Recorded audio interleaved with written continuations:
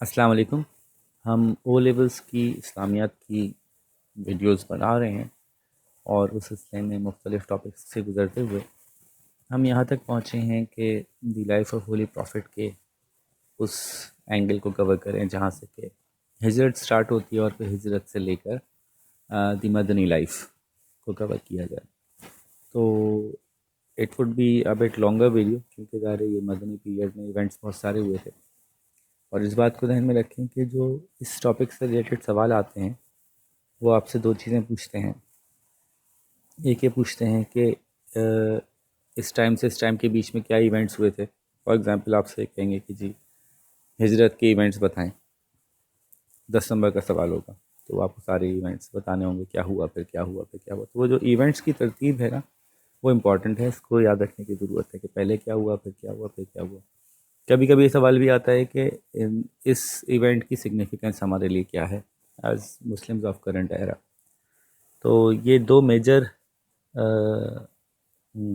Sections ہیں. اس کے علاوہ یہ سوال بھی آتا ہے کہ اس چیز کی کیا امپورٹنس تھی یا اس وقت کے حالات کیسے تھے. فار ایگزامپل مہاجرین کے حالات کیسے تھے، انصار کے حالات کیسے تھے، آپ صلی اللہ علیہ وسلم کی بعثت سے پہلے عرب کے حالات کیسے تھے. اس طرح کے سوال بھی کچھ آ جاتے ہیں. تو یہ باتیں ذہن میں اس لیے ہونی چاہیے کہ جب آپ اسٹڈی کر رہے ہوں تو آپ اس اینگل سے چیزوں کو یاد رکھیں. تو شروع کرتے ہیں. ہم نے جو کہ کر لیا تھا پلیجز آف عقبہ کر لی تھی ہم نے جو ہے وہ اس کے اینڈ پہ بات ہوئی تھی کہ یثرب والوں نے جو ہے وہ انوائٹ کیا آپ صلی اللہ علیہ وسلم کو کہ آپ ہمارے پاس آ جائیں، اور آپ صلی اللہ علیہ وسلم نے ان کو واپس بھیجا کہ ٹھیک ہے آپ لوگ جائیں، تیاری کریں، لوگوں کو دین پہ کنورٹ کریں، مزید اسلام کا پرچار کریں، ہم یہاں سے کچھ پلان کرتے ہیں. اب یہ بات جو ہے وہ آہستہ آہستہ نون ہوتی چلی جا رہی تھی کہ کچھ چکر چل رہا ہے، کچھ مسلمان جو ہیں وہ مائیگریٹ کر رہے ہیں یہاں سے. آپ صلی اللہ علیہ وسلم نے کچھ مسلمانوں کو آہستہ آہستہ یہاں سے موو آن کرنے کی اجازت دی. تو ہم بات شروع کریں گے مائیگریشن سے. ٹھیک ہے جی. سو migration to Medina, that was in the 13th year of revelation. What were the reasons? Number one, the first reason was the persecution. اسی لیے ابیسینا گئے تھے نا، ابیسینیا گئے تھے کہ وہ قریش جو ہیں وہ کسی صورت سروائیو کرنے ہی نہیں دے رہے تھے. اتنا سخت پرسیکیوشن تھی، اتنی سخت مخالف تھے کہ وہ جان کے ہی دشمن تھے، کسی صورت بھی اسلام کو پروموٹ نہیں ہونے دے رہے تھے. تو وہ پرسیکیوشنس، اس کی پوری لسٹ آپ کو پتہ ہے، وہ ایک بہت بڑا ریزن تھی. دوسرا ریزن تھا کہ جو ابیسینیا میں مائیگریٹ ہو گئے تھے تو اس میں جو ریلیف ملا تھا وہاں جا کے مسلمانوں کو تبلیغ کرنے کا موقع ملا وہاں پہ، اور ایونچولی آپ کو پتہ ہے کہ وہاں کا بادشاہ ہی پھر مسلمان ہو گیا تھا، نجاشی جو تھا. تو وہ جو سکسیسفل اسٹوری تھی ایک مائیگریشن کی، اس نے بھی ہمت بندھائی. پھر وہ جو بائیک آؤٹ ہوا تھا، ایک تو پرسیکیوشنس تو تھیں ہی، لیکن پرسیکیوشنس کا یہ لیول کہ جو مسلمان نہیں بھی تھے اور وہ ریلیٹ کر رہے تھے سم ہاؤ آپ صلی اللہ علیہ وسلم سے یا مسلمانوں سے، ان کا ہی بائیک آؤٹ کر دیا گیا. تو یہ بھی ایک طرح سے انڈیکیٹر تھا کہ یہاں سروائیول ہو نہیں سکے گا. سملرلی جو حضرت ابو طالب جب تک حیات تھے تب تک ان کی وجہ سے جو سپورٹ موجود تھی وہ سپورٹ اب نہیں تھی، جس کی وجہ سے آپ صلی اللہ علیہ وسلم پھر یثرب بھی گئے، وہاں سے بھی کوشش کی کہ شاید وہاں سے کوئی سپورٹ ملے، وہاں سے بھی نہیں ملی. ٹیمپریریلی سمجھ لیں کچھ عرصے کے لیے کچھ سپورٹ آ گئی تھی، ہم نے پیچھے بات کی تھی، لیکن یہ کہ وہ بھی کوئی لانگ لاسٹنگ سلوشن نہیں تھا. ابو طالب تھے، وہ one of the most regarded leaders تھے قریش کے، تو ان کی سپورٹ کی الگ بات تھی. فائنینشیل سپورٹس میں بھی ایشوز تھے، حضرت خدیجہ کا بھی انتقال ہو گیا تھا، حضرت ابو طالب بھی نہیں رہے تھے. تو اب ٹرائبل لیڈرز اگر وہاں پہ سپورٹ نہ کر رہے ہوں تو عرب کا معاشرہ اس وقت ایسا تھا جو صرف اور صرف لیڈرز کی بات پہ چلتا تھا. تو اگر کوئی لیڈر آپ کو سپورٹ نہیں کر رہا تو پھر اب کچھ بھی کبھی بھی کسی وقت بھی کچھ بھی ہو سکتا ہے. اور پھر عقبہ کے پلیجز نے بہت ہمت بنائی کہ ایک پورا شہر ہے جو آہستہ آہستہ کنورٹ ہو رہا ہے. تو ابیسینیا کا ایکسپیرینس رکھتے ہوئے ذہن میں ایسا فیل ہو رہا تھا کہ اگر یہاں پہ موو کروایا جائے مسلمانوں کو تو شاید یہاں پہ ہم پراسپرسلی اور سکون کے ساتھ پیسفلی اپنے دین پہ عمل کر سکیں. اور لاسٹلی یہ کہ پھر جب یہ سارے ایونٹس ہوتے چلے گئے اور پھر اللہ تعالیٰ نے آپ صلی اللہ علیہ وسلم کو آرڈر کیا، اور یہ آرڈر تب کیا کہ اب آپ صلی اللہ علیہ وسلم بھی موو کر جائیں. اس دوران جیسے میں نے کہا کہ ان پرسیکیوشنز اور ان ساری سچویشنز کی وجہ سے آہستہ آہستہ کر کے عقبہ کی بیعت کے بعد مسلمانوں کو یہاں سے موو کرنے کی کا آرڈر دے دیا گیا تھا یا اجازت دے دی گئی تھی. مسلمان آہستہ آہستہ یہاں سے موو کر رہے تھے اور آپ صلی اللہ علیہ وسلم نے اس وقت تک موو نہیں کیا جب تک کہ اللہ کا ڈائریکٹ حکم نہیں آ گیا. یہ حکم کب آیا؟ جب کہ قریش نے جو ہے وہ فائنلی فیصلہ کر لیا کہ یہ اگر ان کو یہاں سے بھاگ نکلنے کا موقع دیا گیا تو یہ تو پھر ایک اور نیا پورا فساد کھڑا کریں گے, پورا گروپ بن جائیں گے, بڑی پاور بن جائیں گے, ان کو یہیں آج ہی ختم کر دیتے ہیں, انہی دنوں میں ختم کر دیتے ہیں. تو جب یہ انہوں نے ارادہ کر لیا تو اللہ تعالیٰ نے آپ صلی اللہ علیہ وسلم کو بتا دیا کہ اب آپ کا ٹائم آ گیا, اب آپ بھی مائگریٹ کر جائیے. تو یہ دارالندوہ ایک جگہ تھی جہاں پہ کہ انہوں نے قریش نے بیٹھ کے فیصلے کیے تھے والے. تو اس کی طرف آتے ہیں. دارالندوہ میں ڈیسیژن کیا ہوا تھا کہ مختلف لیڈرز بیٹھے تھے کس طرح سے ان کو ہینڈل کیا جائے. آپ صلی اللہ علیہ وسلم کا تھریٹ جو ہے ان کے لیے, وہ تھریٹ کیوں تھا, یہ ساری باتیں ہم پیچھے کر چکے ہیں. تو وہاں پہ یہ مختلف لوگوں نے مختلف رائے دی, ان کو یوں کر دیں, ان کے ساتھ یوں کر دیں. ابو جہل نے یہ رائے دی. ایکچولی مسئلہ وہی تھا قبائلی کہ اگر کسی قبیلے کے ایک بندے کو مارا جائے گا تو وہ قبیلہ باقی سب قبیلوں سے لڑائی بھی کرے گا, تاوان بھی مانگے گا, مسائل ہوں گے کافی. تو یہ ابو جہل نے مشورہ دیا کہ سارے قبیلوں کا ایک ایک بندہ جائے, ایک ساتھ تلوار سے وار کریں, ایک ساتھ مار دیں. تو اب کسی ایک قبیلے سے وہ جنگ نہیں کر سکیں گے, اتنے سارے قبیلوں سے جنگ ہوگی تو پھر وہ ظاہر ہے دب جائیں گے. اسی طرح سے تاوان مانگنے کی کوشش کریں گے تو بھی کسی ایک قبیلے سے تاوان نہیں مانگا جائے گا بلکہ وہ ڈسٹریبیوٹ ہو جائے گا سارے قبیلوں میں. تو یہ مشورہ سب کو بڑا پسند آیا اور انہوں نے کہا ٹھیک ہے ہم اس پہ عمل کرتے ہیں. تو آپ صلی اللہ علیہ وسلم کو یہ ساری خبر ہو گئی تھی. آپ صلی اللہ علیہ وسلم اطمینان سے تھے کیونکہ اللہ تعالیٰ نے ان کی پروٹیکشن کا وعدہ کیا ہوا تھا. تو انہوں نے اپنی, اس وقت ان کے ساتھ حضرت علی تھے. مسلمان آلموسٹ زیادہ تر جا چکے تھے, اکثر جا چکے تھے, مدینہ کی طرف ٹریول کر چکے تھے. آپ صلی اللہ علیہ وسلم جو ہیں وہ یہاں موجود تھے, حضرت ابوبکر موجود تھے, حضرت علی موجود تھے اور ان کی حضرت ابوبکر کی فیملی موجود تھی. اور آپ صلی اللہ علیہ وسلم نے جو ہے وہ حضرت علی کو اپنے بستر پہ لٹایا اور ان کو کہا کہ تم فکر نہیں کرنا. اور ان کو بھی روایت میں آتا ہے کہ کسی قسم کا کوئی ڈر نہیں تھا. اس کی کئی وجوہات تھیں. نمبر ایک, وہ ابو طالب کے بیٹے تھے, تو ابو طالب کے بیٹے کو ہاتھ لگانا آسان بات نہیں تھی اور ماشاءاللہ بہادر بھی اتنے تھے. تو آپ صلی اللہ علیہ وسلم نے ان کو اپنی ساری امانتیں سونپی. ان کو قتل کرنے کے ارادے سے آئے نہیں رہے تھے, حضرت علی کو قتل کرنے کے ارادے سے وہ لوگ آئے نہیں تھے. ان کا ارادہ تو یہی تھا کہ وہ آپ صلی اللہ علیہ وسلم کو ہی خدا نخواستہ قتل کریں. تو آپ صلی اللہ علیہ وسلم کے پاس جو بہت ساری مکہ کے لوگوں کی امانتیں تھیں انہوں نے ان کو سونپی حضرت علی کو, اور سورہ یاسین کی تلاوت کرتے ہوئے ایک مٹھی اٹھائی مٹی کی اور وہ اچھال دی ان کی طرف, لوگوں کی طرف جو گھیرا کر کے کھڑے ہوئے تھے ان کے گھر کا کہ اٹیک کریں گے. اور پھر وہ لوگ بلائنڈڈ ہو گئے. آپ صلی اللہ علیہ وسلم بڑے اطمینان سے ان کے سامنے سے چلتے ہوئے نکل آئے. تو حضرت علی جو ہیں جب وہ بستر پہ تھے, بے لوگ پہنچے اندر تو دیکھے تو حضرت علی لیٹے ہوئے. تو بڑا غصہ آیا ان کو کہ یہ کیا ہو گیا. ادھر آپ صلی اللہ علیہ وسلم حضرت ابوبکر کے ساتھ نکلے خاموشی کے ساتھ. حضرت ابوبکر کی فیملی وہیں تھی, مکہ میں ہی تھی. حضرت ابوبکر بھی بڑے ایک پریسٹیجس آدمی تھے, ایک بڑے ٹرائب کے ممبر تھے. تو یہ نکلے یہاں سے پہلے غار ثور, ایک جگہ ہے قریبی مکہ سے, یہ وہاں پہنچے. کہ ایکچولی اگر ایک اسٹریٹ لائن میں مدینہ کی طرف ٹریول کرنا شروع کر دیتے تو اس میں پرابلم کیا ہے کہ پیچھے سے تیز رفتار گھوڑوں پہ لوگ جو ہے سوار ہو کے ان کا پیچھا کرتے اور ایونچولی ان کو پکڑ لیتے. کہ لوگوں کو پتہ تھا جائی مدینہ رہے ہیں, تو ڈسیو کرنا مقصد تھا کہ لوگ مدینہ ڈھونڈنے کے لیے ہمیں نکلیں اور ہم ان کو راستے میں کہیں نہ ملیں. تو یہ لوگ غار ثور میں جا کے رک گئے اور 3 دن وہاں پہ انہوں نے قیام کیا. غار ثور کے مشہور واقعات ہیں, جیسے کہ حضرت ابوبکر صدیق نے کہا کہ کچھ مجھے تو لگ رہا ہے پتہ نہیں اب کیا ہونے والا ہے. تو آپ صلی اللہ علیہ وسلم نے فرمایا کہ فکر نہ کرو, اللہ تعالیٰ نے ہماری حفاظت, اللہ تعالیٰ ہمارے ساتھ ہیں, وہ ہماری حفاظت فرمائیں گے. اور اس میں وہاں پہ کھانا پہنچانے کی 3 دن تک وہاں قیام کیا تھا, تو کھانا پہنچانے کی ذمہ داری مختلف لوگوں نے لی ہوئی تھی. آپ حضرت ابوبکر کی بیٹی تسمہ بھی وہاں پہ آتی تھیں کھانا دینے کے لیے. حضرت ابوبکر کے بیٹے اور ان کے کچھ جانور وغیرہ تھے, وہ چرا رہے تھے جو لوگ, تو وہ بھی کچھ نہ کچھ ان کو دودھ پہنچا دیا, کبھی کچھ کر دیا. تو کچھ لوگوں کو پتہ تھا کہ یہاں پہ موجود ہیں, لیکن جنرلی سب کو نہیں پتہ تھا. اور قریش کے لوگ ڈھونڈتے ڈھانڈتے یہاں تک بھی پہنچے تو اتفاق ایسا ہوا کہ اللہ تعالیٰ نے یہاں پہ ایسی سچویشن بنا دی کہ لوگوں کو لگا کہ اس غار میں کوئی بھی نہیں ہے, جس میں کہ ایک وہ مکڑی نے جالا بن دیا تھا اور کبوتر نے انڈے دے دیے تھے, اس طرح کی سچویشن تھی. تو حضرت ابوبکر کے ساتھ آپ صلی اللہ علیہ وسلم نے یہاں 3 دن گزارے. 3 دن بعد جب لوگ اس اندازے میں تھے کہ یہ مدینے کی طرف نکلیں، تو مدینے تک آگے تک ڈھونڈ ڈھانڈ کے واپس آ گئے، نہیں ملے ان کو، انہوں نے کہا یہ کسی اور طرف چلے گئے ہیں۔ ادھر انہوں نے اعلان کر دیا تھا انعام کا کہ جس کو ملیں گے بھئی اس کو انعام دیا جائے گا، تو کافی لوگ نکلے ہوئے تھے تلاش میں۔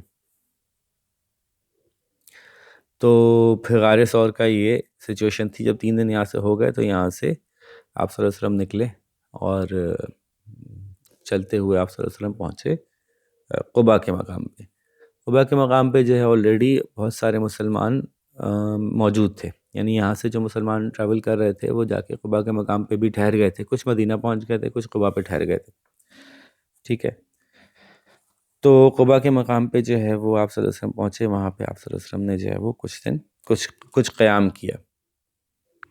اس بارے میں جو ڈیٹس ملتی ہیں وہ پرابلی 8 ربیع الاول کا دن تھا، ٹھیک ہے۔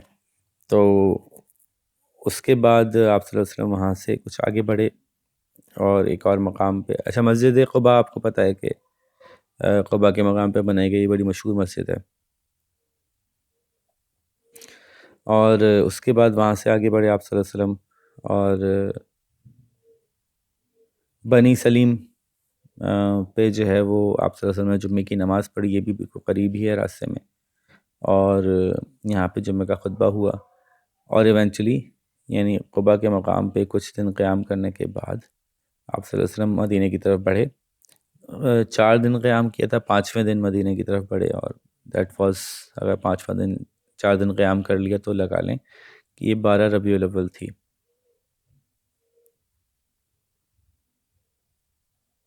ٹھیک ہے۔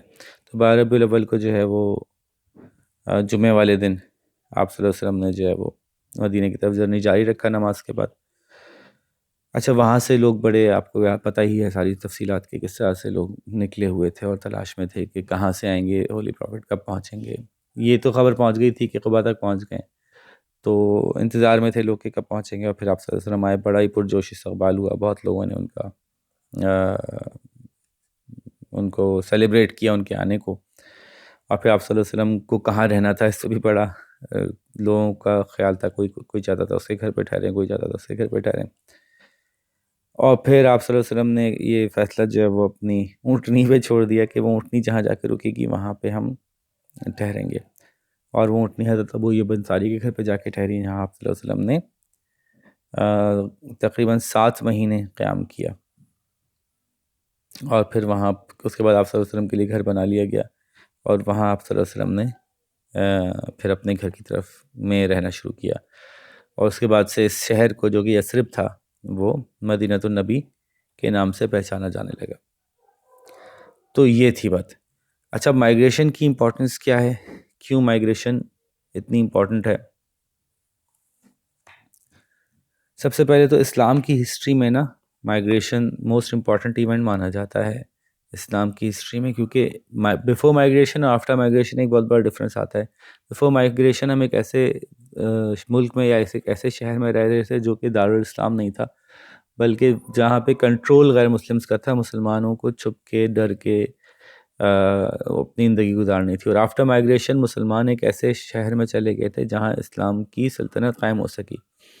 اچھا اسلام چونکہ پورا لائف کا ایک ضابطۂ حیات دیتا ہے نا، پوری لائف کوڈ آف لائف دیتا ہے، پورا code of conduct for the life دیتا ہے، اور پوری ویلیوز اس کی ہر لائف کے ہر شعبے میں امپلیمنٹ ہونی ہوتی ہیں، تو اگر ملک ہی اسلامی نہیں ہوتا نا تو بہت ساری چیزیں اسلام کی ایسی ہیں جو اپنی زندگیوں پہ عمل کرنا مشکل ہوتا ہے۔ تو پوری طرح سے اسلام کی امپلیمنٹیشن جو تھی وہ وہاں جا کے پاسبل ہو سکی، تو پرسیکیوشن سے آزادی ملی، کھل کے اسلام پہ عمل ہو سکا، نمبر 1۔ اسلام کی پوری طرح سے جو امپلیمنٹیشن ہے وہ سکی، وہ چیزیں جو کہ مکہ میں نہیں عمل ہو پاتی تھیں وہ چیزیں مدینے میں عمل ہوئیں، اور پھر اسی لیے جو مدینے میں قرآن نازل ہوا وہ بالکل ڈیفرنٹ اینگل سے تھا جس کا مقابلہ اس کے جو کہ مکے میں نازل ہوا۔ مکے میں نازل ہو رہا تھا اللہ تعالیٰ کی شان کے بارے میں، اللہ تعالیٰ کی بڑائی کے بارے میں، مسلمانوں کو آخرت کے حوالے سے تیار کرنے کے بارے میں، ایمان کے اوپر کام کرنے کے بارے میں۔ مدینے میں بہت ساری ایسی آیتیں بھی نازل ہوئیں جس میں کہ پھر زندگی کیسے گزارنی ہے اس کے بارے میں ہمیں بتایا گیا کہ معاملات کیسے کرنے ہیں، نماز کا، زکوٰۃ کا، میراث کا، لوگوں کے ساتھ شادی طلاق کا معاملہ، عورتوں کے ساتھ، غلاموں کے ساتھ، سب لوگوں کے ساتھ کیسے رہنا ہے، یہ زیادہ مدینہ کے اندر اس طرح کی ریولیشنز ہمیں ملی۔ مدینہ کی طرف مائگریشن بہت امپورٹنٹ تھی کیونکہ اس کے بعد ہی اسلام تھرائیو کیا، اسلام پھیلا، یہی وہ پوائنٹ تھا جہاں سے کہ اسلام ایک نان سٹاپ میں آگے بڑھتا چلا گیا۔ رہنا سہنا بھی آسان تھا اور تبلیغ کرنا بھی آسان تھا، دونوں چیزوں میں آسانی تھی، اور ایک پوری اسٹیٹ اسٹیبلش کر لینا پاسبل ہو سکا۔ ٹھیک ہے جی، اسی مائگریشن کے بعد آپ صلی اللہ علیہ وسلم کو جو ہے وہ اللہ تعالیٰ نے وہ پوزیشن دی کہ وہ ہیڈ آف اسٹیٹ کے طور پہ پھر وہاں تھے موجود۔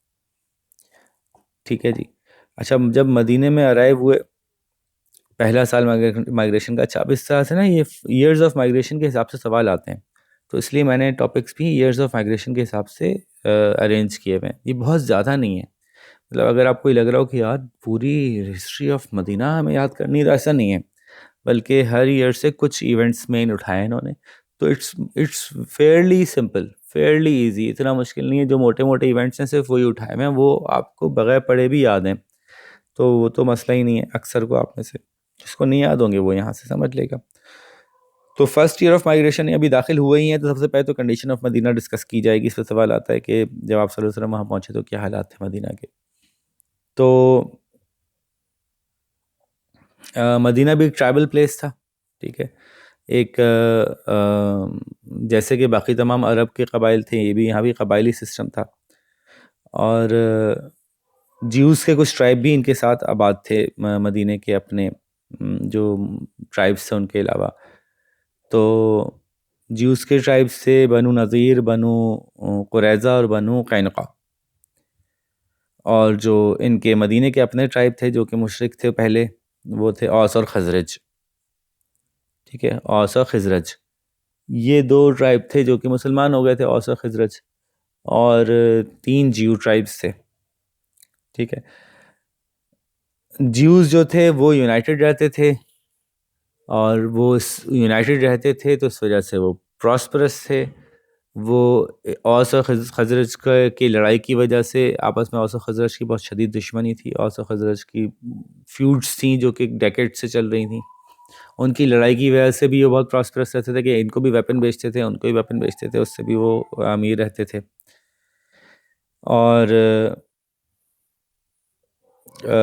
جو اوس و خزرج کی جو لڑائیاں تھیں، اس سے مدینہ کی بہت سی جو ڈیموگرافکس تھی نا، اس میں تباہی موجود تھی، یعنی لوگوں کا بے وقت مرنا، ظاہر جنگ ہو رہی ہے، لڑائی چل رہی ہے تو کبھی بھی کوئی بھی مر جاتا ہے، زمینوں کا خراب ہو جانا، کہیں وقت پہ پانی نہ دے دیا جا سکا، کہیں آگ لگا دی گئی، کہیں کچھ ہو گیا، تو وہ اوور آل جو سچویشن تھی نا وہ پازیٹیو نہیں تھی، اکنامکلی بھی سوشلی بھی بڑے مشکل حالات تھے اسلام سے پہلے، آپ صلی اللہ علیہ وسلم کی مائگریشن سے پہلے۔ اور آپ صلی اللہ علیہ وسلم نے، اچھا اب ان کی آپس کی لڑائیاں اس لیول پہنچ گئی تھیں کہ ایک ایسی سچویشن بن رہی تھی کہ مدینہ کا ایک ٹرائبل لیڈر تھا عبداللہ بن ابی، وہ وہاں کا ایسا لگ رہا تھا کہ اب اس کو لیڈر بنا دیا جائے گا، خزرج کا تھا وہ، اور شاید اس کے بعد جو ہے وہ اس نے بڑے خواب دیکھے ہوئے تھے کہ میں جی بہت بڑا لیڈر یہاں کا بن جاؤں گا، اور یہ کہ جو قبائلیوں کا آپس میں ملاپ ہوگا وہ میری وجہ سے ہوگا، اور میرا بڑا نام ہوگا دنیا میں بڑی چیز بن جاؤں گا، یہ اس کے ذہن میں تھا۔ لیکن جب آپ صلی اللہ علیہ وسلم پہنچے تو چونکہ بہت سارے اکثر لوگ مسلمان ہو چکے تھے مدینہ میں، تو انہوں نے جو ہے وہ آپ صلی اللہ علیہ وسلم کو وہاں کا لیڈر بنا دیا۔ اچھا مدینہ کے لوگ کیوں مسلمان ہونے میں اتنا ان کو مذاکرہ نہیں تھا، اور مکہ کے لوگوں کو کیوں تھا؟ مدینہ میں آلریڈی موجود تھے یہودی کافی بڑی تعداد میں، جن کی سے کہ مدینہ کے لوگوں نے سنا ہوا تھا آخری نبی آنے والے ہیں، تو مدینہ کے لوگ ذہنی طور پہ اس بات کے لیے تیار تھے کہ کوئی نبی آنے والے ہیں، اور جب انہوں نے یہ پیغام سنا تو انہوں نے بالکل ڈفرینٹ اینگل سے اس کو لیا اور اس کو اپنے اس کے خلاف نہیں سمجھا۔ سملرلی مدینہ کے لوگوں کے حالات مکے والے جیسے نہیں تھے، کہ مکے والے تو پراسپرس تھے، وہ تو بڑی اڑی میں اور انا میں تھے، ہم تو بڑے کامیاب لوگ ہیں، مدینہ میں تو تباہی تھی، تو ان کو ایک رے آف ہوپ ملی کہ میں بھی کہ یہ ریلیجن ہمیں اس مسئلے سے، ان مسائل سے باہر نکال دے۔ تو مدینہ کے حالات بالکل ڈفرینٹ تھے، اس کی وجہ سے وہاں پہ اسلام بھی پھیل گیا، اور جب آپ صلی اللہ علیہ وسلم پہنچے تو انہوں نے آپ صلی اللہ علیہ وسلم کو ہی ایز اے لیڈر چن لیا. تو ایک اور بڑی وجہ ان کے آپ صلی اللہ علیہ وسلم کو لیڈر چننے کی یہ تھی کہ آلدو کہ اس وقت تک ایسی سیٹنگ ہوتی رہی تھی کہ وہ عبداللہ بن ابی بنے گا، لیکن وہ دائرے خزرج سے تھا، تو اور سوالوں کو یہ مسئلہ تھا کہ وہ انصاف نہیں کرے گا شاید. تو آپ صلی اللہ علیہ وسلم سے ظاہر ہے وہ نہ اوس کے تھے نہ خزرج کے تھے، تو اس میں کوئی وہی نہیں تھا. ایک تو اللہ کے نبی تھے، اور پھر ان کی کوئی دونوں ہی گروپ سے کوئی ایفیلیشن ڈائریکٹ نہیں تھی. لیکن اس ساری سچویشن عبداللہ بن ابی جو ہے وہ آپ صلی اللہ علیہ وسلم اور اسلام کا جو ہے وہ ایک مسلسل دشمن بن گیا، اور موقع پہ مختلف موقعوں پہ اس نے اپنی یہ جو خنث تھی وہ نکالنے کی کوشش کی کہ میں I would have been the king of Medina اور دی چیف آف مدینہ. اور اس نے جو ہے اپنا ایک گروپ بنا لیا تھا. اسلام نے ان کو جو ہے منافقین کا نام دیا ہے، people who on the face of it اسلام انہوں نے ایکسیپٹ کیا، لیکن ایکچولی وہ مسلمان نہیں تھے اندر سے. تو یہ حالات تھے جب آپ صلی اللہ علیہ وسلم مدینہ پہنچے. اچھا، مدینہ پہنچ کے جو ایونٹس ہوئے فرسٹ ایئر میں، ایک تو یہ کہ مسجد بنائی گئی مشہور زمانہ. تو جگہ دیکھی گئی، ایک جگہ ایسی جہاں مسجد بنائی جائے مسلمانوں کے لیے. وہ جگہ جن کی تھی سہل اور سہیل، ان سے جو ہے وہ جگہ یہ یتیم تھے، خریدی گئی باقاعدہ 10 سونے کے درہم سکوں کے عوض. اور چوکور سی شکل میں تھی یہ، اسلام کی دوسری مسجد تھی، پہلی تو قباء میں بنائی گئی تھی. اور اسلام کا مسجد الحرام یعنی کعبے کے بعد سیکنڈ موسٹ پریسٹیجس جگہ ہے. یہاں پہ نماز پڑھنے کی آپ کو پتہ ہے کہ 50,000 پیئرس کا ثواب ہے یہاں کی ایک نماز کا. اور بہت سادی سی مسجد بنائی گئی تھی جہاں پہ کہ مڈ برکس اور جو وہ اوپر سے درختوں کی چھالیں، پام ٹریز کے پتے لمبے لمبے ہوتے ہیں نا، ان کو رکھ کے ایک کے اوپر ایک اس طرح سے کہہ کے اس کی چھت بنائی گئی تھی. اور جو ہے وہ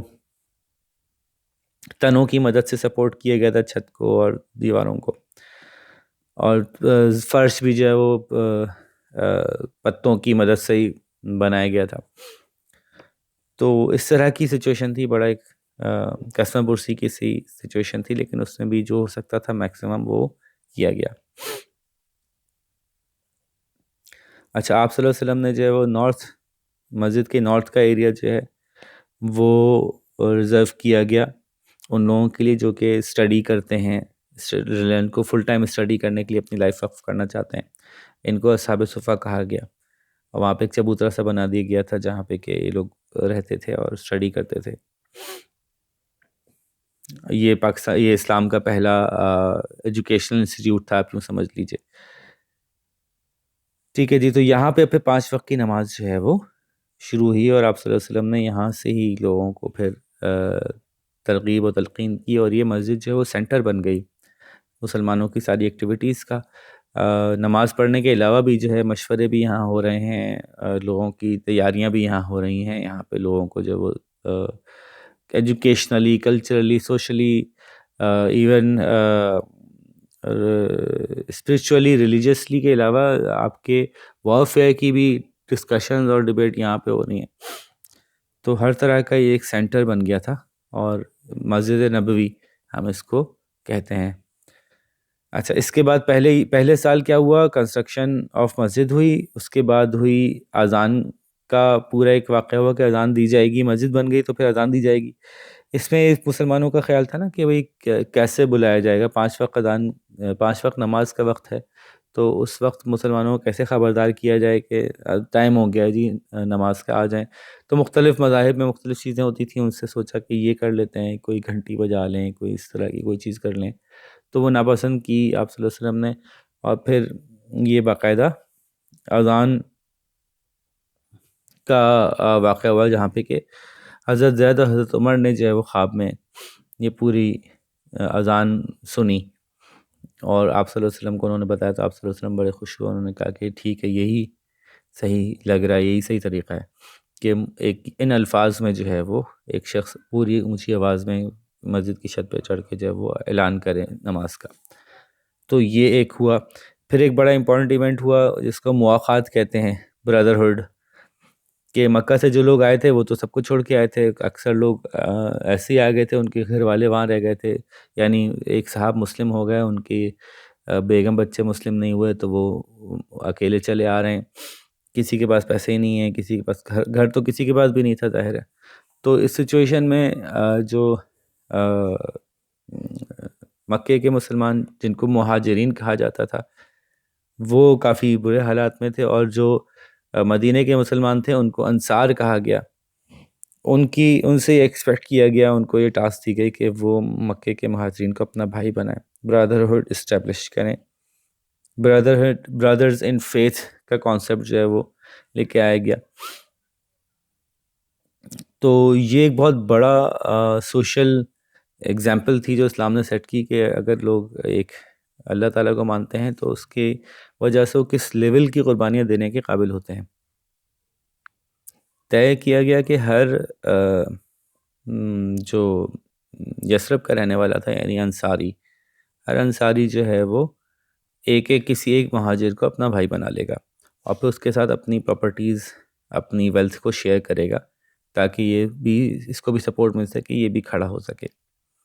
اور اللہ تعالیٰ نے ان کو بڑے زبردست الفاظ میں ان کو خطاب کیا، اور ان کو بڑا پریز کیا. ان لوگوں کو قرآن میں بھی موجود ہے. تو اس طرح سے یہ معاشرہ جو ہے وہ ایک نئے سرے سے تانا بانا ان کا بنا. ایک وہ لوگ جو کہ بالکل دوسرے کلچر سے آئے تھے وہ آ کے ان کے ساتھ آباد ہو سکے، سروائیو کر سکے. وہ جو وزڈم وہاں سے لائے تھے وہ ان کے پاس ہی تھی ظاہر ہے. یہ بات سمجھنے کی ہے کہ یقیناً مدینے کے لوگوں نے اسلام زیادہ قبول کیا، زیادہ لوگوں نے اسلام قبول کیا، لیکن وہ جو ٹریننگ تھی نا ایمان کے اوپر، سخت مشکل حالات میں بھی اللہ تعالیٰ کو نہ چھوڑنے کی، وہ ٹریننگ ہی مکے والوں کی ہوئی تھی، مکے سے جو اس مسلمان آئے تھے. تو ان کے پاس ایمان کی دولت زیادہ تھی، ان کے پاس دنیاوی طور پہ آسانی زیادہ تھی. تو دونوں نے مل کے ایک دوسرے کے ساتھ ایک ایسا معاشرہ بنایا کہ دونوں نے ایک دوسرے کو سپورٹ کیا اور ایک بہتر فیوچر کی طرف قدم رکھا. ٹھیک ہے. خود چونکہ جو مہاجرین تھے یعنی مکے کے لوگ تھے وہ خود بھی بہت اچھے ٹریڈرز تھے، تو ان کو بھی زیادہ ٹائم نہیں لگا کھڑے ہونے. بلکہ ایک تو مشہور واقعہ ہے نا کہ حضرت سعد نے جو انصار کے تھے ان کا حضرت عبد الرحمن بن عوف کے ساتھ ملاقات ہوئی تھی. تو انہوں نے حضرت عبد الرحمن بن عوف سے کہا آپ خوش ہو جائیں، میں تو بہت امیر آدمی ہوں، آپ کے میرے ساتھ برادر بنے آپ میرے، تو آپ کو تو بڑا فائدہ ہوگا. تو حضرت عبد الرحمن بن عوف نے کہا تھا بہت شکریہ، آپ بس مجھے اگر صرف مارکیٹ کی جگہ دکھا دینا کہ یہاں بازار کہاں لگتا ہے، تو اس کے بعد میں خود سیٹنگ کر لوں گا. یعنی اتنا ان کو ٹرسٹ تھا اور اتنے وہ ایکسپرٹ تھے ٹریڈ کے کہ واقعی ایسا ہوا کہ کچھ ہی دنوں کے اندر انہوں نے جو ہے وہ مہاجرین نے اپنی اچھی اسٹیبلش کر لی سچویشن. اب جب کہ آپس کے حالات صحیح ہو گئے ان لوگوں کے، مہاجرین کے اور انصار کے، اور کافی بہتر قسم کی موقعات ہو گئی، تو پھر اب نظر ڈالی گئی جو باقی 3 ٹرائبس سے، جیوز کے ٹرائبس سے جو مدینہ میں تھے، ان سے بات کرنی تھی. تو ٹریٹی آف مدینہ سائن کی گئی. یہ آپ صلی اللہ علیہ وسلم نے پہلے آفر یہ رکھی کہ بھئی چونکہ جیوز جو ہیں وہ اللہ تعالیٰ پہ بلیو رکھتے ہیں، تو they are brothers faith, brothers in faith ہیں ایک طرح سے کہہ لیں، کہ وہ ایٹ لیسٹ اللہ تعالیٰ کو تو مانتے ہیں، ہم بھی اللہ تعالیٰ کو مانتے ہیں، تو ہم مشرکین کے مقابلے میں وہ ہم سے بہتر، ہمارے لیے بہتر دوست ہو سکتے ہیں اگر وہ چاہیں تو. تو اس لیے ان کے ساتھ جو ہے وہ ایک ٹریٹی سائن کی گئی کہ اب ہم آپس میں مل کے کیسے رہیں گے. اس ٹریٹی کے کچھ موٹے موٹے پوائنٹس کیا تھے؟ For example the Jews and Muslims were politically one nation, so if someone invades Medina they will jointly defend it. تو اگر مدینہ پہ حملہ ہوگا تو جیوز پہ ہوگا تو مسلمز ان کی ہیلپ کریں گے، مسلمز پہ ہوگا تو جیوز ان کی ہیلپ کریں گے. مکہ کے قریش کو ریفیوج نہیں دیں گے جیوز مدینہ کے، اور یا قریش کے کوئی بھی الائز ہوں گے جو مدینہ کے مسلمانوں کے خلاف آئیں گے تو ان کو جگہ نہیں دی جائے گی. اسی طرح سے اگر کسی قسم کی ڈسپیوٹ ہوگی تو آپ صلی اللہ علیہ وسلم کا ڈیسیژن فائنل مانا جائے گا. اسی طرح سے اگر کوئی اٹیک ہوتا ہے تو جیوز مسلم کی اور مسلم جیوز کی ہیلپ کریں گے. اور اگر تمام کوئی بھی جنگ ہوتی ہے، جنگ کے نتیجے میں اگر کوئی فائدہ ہوتا ہے تو سب لوگوں میں برابر سے تقسیم ہوگا، کوئی نقصان ہوتا ہے تو سب لوگ برابر سے برداشت کریں گے، چاہے وہ جیوز ہوں یا عربس ہوں، مسلمز ہوں. اور کسی بھی قسم کا قتل و غارت، کسی کا ایک دوسرے کو مارنا، یہ سب مدینہ میں حرام ناجائز ہو جائے گا. اور جیوز اور مسلمز اپنے اپنے ریلیجن کو فالو کرنے کے لیے آزاد ہیں، اور ایک دوسرے کے لیے ٹالرنس اور رسپیکٹ کے ساتھ جو ہے وہ چل سکتے ہیں. یہ ٹریٹی آف مدینہ تھی، اور اس کی وجہ سے بھی جو ایک نیا بات سامنے آئی کہ اسلام ایکچولی کس طرح کا مذہب ہونے جا رہا ہے. اس سے پہلے تو صرف یہ کچھ لوگ تھے نا، ایک باقاعدہ ایک اسٹیٹ یا ایک پراپر ڈیفائنڈ مذہب نہیں نظر آتا تھا لوگوں کو کہ یہ ملک چلا لیں گے باقاعدہ، تو کیسے چلائیں گے، ان کے اصول کیا ہوں گے. اصولوں پہ بات ہی نہیں آئی تھی، تو بچنے پہ سارا وقت نکل رہا تھا. تو انٹر ہوتے ہی، داخل ہوتے ہی مدینہ میں اسلام نے جو ہے نا یہ بتانا شروع کر دیا کہ ہم کن اصولوں کے مطابق زندگی گزاروانا چاہتے ہیں، ہمارے اسٹیٹ کے اصول کیا ہوں گے، ہم کس طرح کے لوگ ہوں گے. تو انٹر ہوتے ہی جو ہے نا وہ فرینڈشپ کی بات، مواقعات کی بات، دوستی کی بات، ایک دوسرے کو نہ مارنے کی بات، ایک دوسرے کے ساتھ شیئر کرنے کی بات، ایک دوسرے کو ڈیفینڈ کرنے کی بات. دیکھیں نا، تو یہ بتا رہا ہے کہ اسلام کی نیچر کس طرح کی ہے، کہ پہلی بات جو اسلام کرتا ہے وہ مواقعات کی کرتا ہے، پہلی بات جو اسلام بات کرتا ہے وہ ٹریٹیز کی بات کرتا ہے. تو یہاں پہ بڑی امپورٹنٹ یہ ٹریٹی سائن ہوئی. آپ صلی اللہ علیہ وسلم کو جیوز نے بھی اپنا ہیڈ ایک طرح سے مان لیا، کیونکہ فیصلے میں تو آپ صلی اللہ علیہ وسلم کو انہوں نے اختیار دیا. ٹھیک ہے جی، یہ تھا فرسٹ ایئر آف ہجرہ. کتنی چھوٹی سی چیزیں تھیں. ٹھیک ہے، condition of Medina, construction of مسجد، call for prayer, brotherhood, treaty of Medina. بس ٹریٹی آف مدینہ کی آپ کو 5 یا 7 لائنز ہیں، وہ یاد کر لیں، کافی ہے. اب آ جاتے ہیں سیکنڈ ایئر آف مائگریشن پہ. سیکنڈ ایئر آف مائگریشن میں اللہ تعالیٰ نے قرآن کے ذریعے سے کچھ بڑے امپورٹنٹ فرائض دیے مسلمانوں کو، جن میں کہ روزہ تھا. روزہ مدینے میں جا کے حج فرض ہوا، زکوٰۃ تھی، جو عید کی نماز تھی، اور قربانی تھی، جو بقرعید کا ہم قربانی کرتے ہیں. تو یہ ساری چیزیں جو ہیں وہ سیکنڈ ایئر آف مائگریشن میں فرض ہوئیں. بس کافی ہے، اتنی ہی چھوٹا سا ہی سوال آتا ہے اس کے اوپر، اگر آتا ہے تو اتنا ہی بات آپ کو یاد ہو. اور اگر وہ آیتیں یاد ہوں جس میں کہ فرض کیا گیا، جیسے کہ روزے کا فرض کیا ہے نا، تو سورہ بقرہ کی آیت میں اس کا ترجمہ یاد ہو جائے تو بہت ہی مزہ آ جائے، اچھی بات ہو جائے. ٹھیک ہے جی. پھر قبلہ چینج ہوا تھا. اس سے پہلے مسلمان سیکنڈ ایئر آف مائگریشن تک مسلمان جو ہیں وہ نماز پڑھتے تھے بیت المقدس کی طرف منہ کر کے. اور آپ صلی اللہ علیہ وسلم کی بھی خواہش یہ تھی کہ جو قبلہ ہے وہ کعبے کی طرف ہو جائے. اچھا کیوں؟ کیونکہ کعبہ جو ہے وہ اللہ تعالیٰ کا پہلا گھر تھا، اور حضرت آدم علیہ السلام نے بنایا تھا، حضرت ابراہیم نے اس کو بنایا تھا، حضرت اسماعیل کے ساتھ مل کے. تو یہ اس کی ایک بڑی اپنی سگنیفیکنس تھی کعبے کی. اور اسلام کا شروعات بھی کعبے سے ہی ہوا تھا، مطلب مکہ سے ہوا تھا. تو اللہ تعالیٰ نے جو ہے وہ حکم دیا آپ صلی اللہ علیہ وسلم کو کہ پھر کعبے کی طرف منہ کر کے نماز پڑھی جائے. اور یہ حکم جو ہے وہ آیا تھا ایک نماز کے بیچ میں. تو وہ نماز بھی کیسی نماز ہوئی ہوگی کہ جس کے بیچ میں کہ آپ آدھی نماز اپنے ادھر منہ کر کے پڑھی، اور پھر ادھر نماز کے درمیان جو ہے وہ چینج کر لیا اپنے ڈائریکشن. تو جس مسجد میں وہ نماز پڑھائی جا رہی تھی، ظہر کی نماز تھی، اس مسجد کو مسجد قبلتین کہتے ہیں. قبلتین کا مطلب ہوتا ہے 2 قبلوں والی مسجد. ٹھیک ہے جی. تو یہ ایک طرح کا سگنیفیکنس تھی اس کی، کیا کہ جو بیت المقدس تھا نا وہ بہت سگنیفیکنٹ تھا سارے مذہب کے لیے. اور اسلام نے، اللہ تعالیٰ نے اسلام کے لیے قبلہ بیت المقدس سے چینج کر کے کعبہ کر دیا. یعنی کہ اب تک جو مذاہب، جیسے بھی مذاہب چلتے آ رہے ہیں، اب اسلام ایک بہتر ڈائریکشن میں جانے والا ہے. اسلام کی ڈائریکشن ان سے تھوڑی سی ڈیفرنٹ ہوگی، اور وہ یونیورسل ہوگا، اور اس کی جو ٹیچنگز ہیں وہ باقی مذاہب کے مقابلے میں کچھ تھوڑی سی ڈیفرنٹ ہونے جا رہی ہیں. یعنی ڈسٹنگوشڈ ہونے جا رہی ہیں، یوں کہہ لیں، ڈفرینٹ کے بجائے ڈسٹنگوش ہوئے جانی ہے کہ قبلہ کے چینج سے یہ ایک انڈیکیشن ملی کہ this is a religion which is going to go beyond whatever the previous religions brought. ٹھیک ہے جی, تو یہ بھی اس سے ایک انڈیکیشن ملتی ہے ہمیں. ٹھیک ہے, بس یہ ہوا. پھر بیٹل آف بدر ہوئی, بڑا مشہور واقعہ. اچھا, بیٹلز کے بارے میں جو بات ہوگی تو یہ ان 3 طریقوں سے بات ہوگی: کازز, ایونٹس اینڈ امپورٹنس. ٹھیک ہے, ہم اسی طرح سے اس کو کور کرتے ہیں.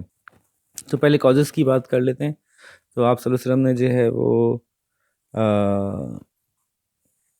دوسرے سال میں, اسلام کے دوسرے سال کے اندر جو ہے وہ مختلف طرح کے ڈیسیجنز لیے. ان میں سے ایک ڈیسیجن یہ تھا کہ جو مکہ کی طرف سے آنے والے جو روٹس تھے ان کے اوپر لوگوں کو نظر رکھنے کے لیے بھیجا.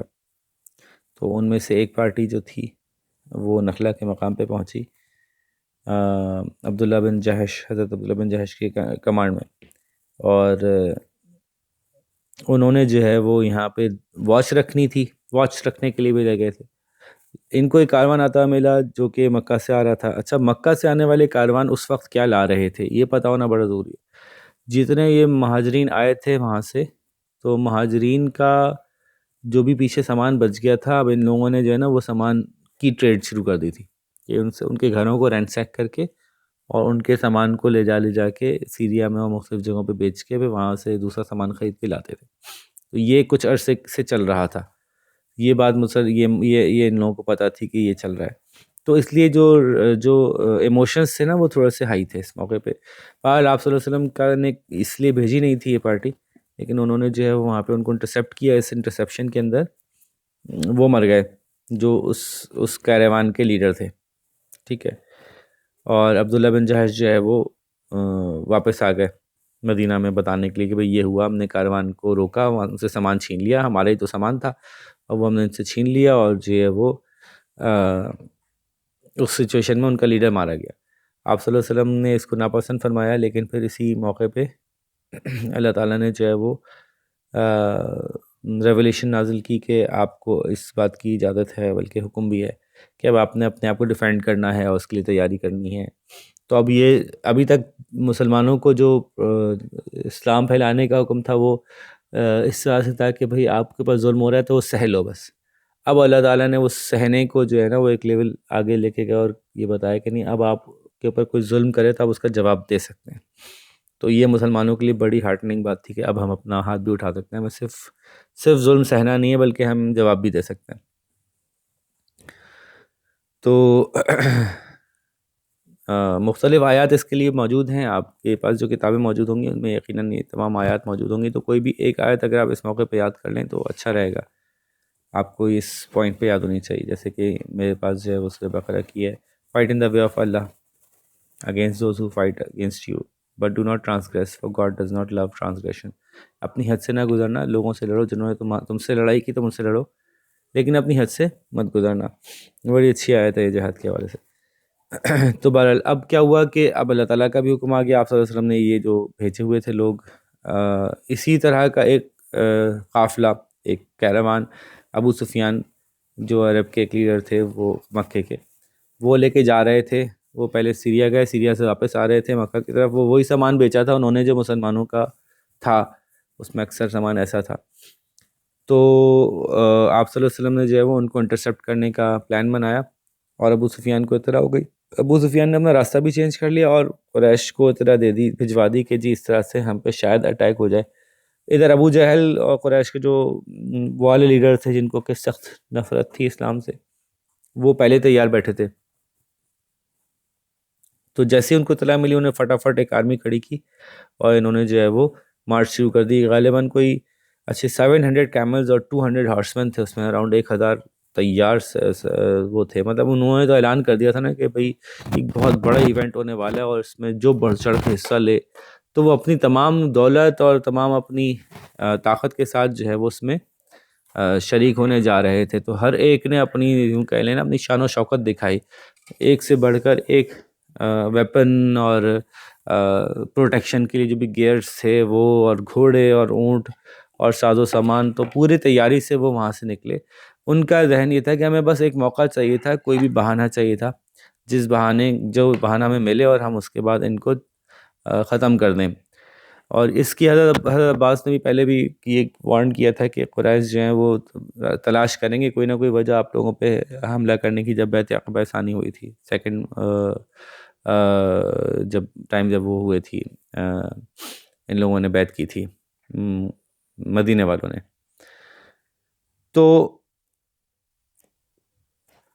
اس موقع پہ اتنی بڑی فورس لے کے وہ آ رہے تھے ادھر، یہ جو تھے یہ نکل گئے تھے، ابو سفیان نکل گئے تھے، راستہ چینج کر لیا تھا. ابو سفیان نے میسج بھیجا کہ میں نکل گیا ہوں، اب تم لوگ واپس آ جاؤ، لیکن ابو جہل اس موڈ میں نہیں تھا کہ وہ واپس آتا. اس نے تو یہ پلان کر لیا تھا کہ اب ان کو ختم کر کے ہی آئیں گے. تو یہ کازز میں کور ہوگا. ٹھیک ہے، اب ایونٹس کیا تھے، ایونٹس کی بات کرتے ہیں. اچھا، جب ایونٹس سے سب سے پہلے تو آپ صلی اللہ علیہ وسلم کو جب اطلاع ملی کہ وہاں سے قریش کی آرمی چل پڑی ہے اتنی تیار ہو کر، تو آپ صلی اللہ علیہ وسلم نے یہاں پہ تیاری فرمائی.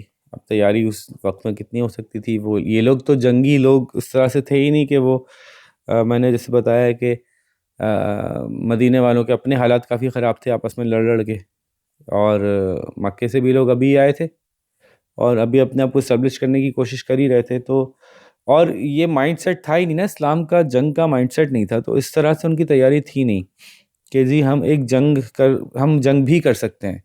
یہ اس وقت تک نہیں تھا. اب یہ نئی بات آئی تھی، اللہ تعالیٰ کی طرف سے اجازت ملی تھی، تو اس طرح کی تیاری نہیں تھی جس طرح کی تیاری مکے والوں کی تھی. اس طرح کی تیاری پاسبل نہیں تھا ان کے لیے کرنا. تو انہوں نے جو ہے وہ جو کچھ تیار کیا اس میں 2 گھوڑے تھے، 70 اونٹ تھے، چند ہی لوگوں کے پاس تلواریں تھیں، باقی لوگ تو مختلف کوئی جو جس کے ہاتھ لگا وہ اٹھا کے لے آئے گے، ڈنڈے شنڈے جو بھی چیز، اوزار، ٹول. ٹھیک ہے، تو آپ صلی اللہ علیہ وسلم کو اللہ تعالیٰ کا حکم ہوا، آپ صلی اللہ علیہ وسلم یہاں سے نکلے اور آپ صلی اللہ علیہ وسلم نے دعا مانگی اللہ تعالیٰ سے خصوصی طور پہ کہ ہم ان حالات میں سوائے آپ کی مدد کے اور کوئی ذریعہ ہمارے پاس نہیں ہے یہاں سے نکلنے کا، اس جنگ میں کامیاب ہونے کا. اور مسلمان بس تھوڑا ان سے پہلے پہنچے، اور جو علاقہ مسلمانوں نے چوز کیا اپنی لڑائی کے لیے وہ بیٹر گراؤنڈ تھا. ابھی ایونٹس میں بات ہو رہی ہے نا، تو وہ جو گراؤنڈ تھا وہ بیٹر تھا، تھوڑا ہارڈ تھا. جہاں پہ جا کے قریش نے اسٹے کیا وہ تھوڑا سا مارشی سا تھا، تھوڑا مٹی زیادہ تھی وہاں پہ، یہاں پہ بہتر جگہ تھی. اور جو مسلمانوں کی آرمی تھی وہ آلدو تھی تو 313، لیکن اللہ تعالیٰ کی طرف سے خصوصی مدد آئی تھی اور 1000 فرشتے بھی وہاں پہ موجود تھے. اور وہ فرشتے جو تھے وہ کفار کو نظر آتے تھے. یہ خاص بات تھی کہ کفار کی نظر میں آرمی بہت بڑی تھی، اور مسلمان تو آپ ایک دوسرے کو ہی دیکھ پا رہے تھے، خالی کوئی ان کو آپس میں ہی نظر آ رہے تھے. تو جنگ کے فرشتوں کے لیے یہ خاص بات ہوتی ہے کہ وہ کفار کو ہی دیکھتے ہیں. تو آرمی کا سائز بھی ان مشرکین کو یعنی قریش والوں کو کافی بڑا دکھ رہا تھا کہ یہ کہاں سے اتنی بڑی فوج آ گئی بھائی، جبکہ ایکچولی میں وہ تھے صرف 313 ہی. اچھا، پھر بارش شروع ہو گئی. اس بارش میں جیسے میں نے بتایا کہ چونکہ مسلمانوں کی سائڈ کا جو علاقہ تھا وہ تھوڑا ہارڈ لینڈ تھی، تو وہاں پہ اتنا اثر نہیں ہوا، اور ان کی طرف جو علاقہ تھا وہ تھوڑا مٹیالہ تھا، وہ پوری دلدلی سی جگہ بن گئی، تو وہ ان کے لیے ایک مشکل پیدا ہوئی. ٹھیک ہے، اب جب سٹارٹ ہوئی جنگ تو وہ عرب کی جنگ لڑنے کا ایک خاص سٹائل تھا. وہ شروع میں ایک خاص انداز سے جنگ شروع کیا کرتے تھے. وہ سٹائل کیا تھا کہ جی 3 2 1 کوئی بھی لیڈرز نکل کے آتے تھے، بڑے بڑے فائٹرز نکل کے آتے تھے، وہ چیلنج کرتے تھے کوئی ہے جو ہم سے مقابلہ کرے. تو قریش کے 3 لیڈر آئے تھے، عتبہ بن ربیعہ اور اس کا بھائی شیبہ اور اس کا بیٹا ولید بن عتبہ. یہ سامنے آئے کہ جی کوئی مسلمانوں میں سے ہے اتنی ہمت والا جو ہمارا مقابلہ کرے.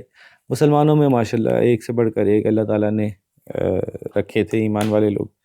تو حضرت حمزہ سامنے آئے، حضرت علی سامنے آئے، اور حضرت عبیدہ بن حارث سامنے آئے، اور انہوں نے جو ہے وہ ان کا مقابلہ کیا، اور جلدی کچھ ہی دیر میں جو ہے وہ حضرت حمزہ نے جو ہے وہ عتبہ کو مار گرایا، حضرت علی نے ولید کو، اور حضرت عبیدہ نے جو ہے وہ آخر کار شیبہ کو مار لیا.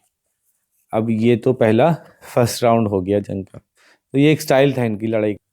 اب جب یہ یہاں پہ ان کو ناکامی کا سامنا کرنا پڑا قریش کو، اور ان کو ایک ذلت رسوائی ہوئی کہ ہم نے چیلنج کیا تھا، ہمارے بندے مارے گئے.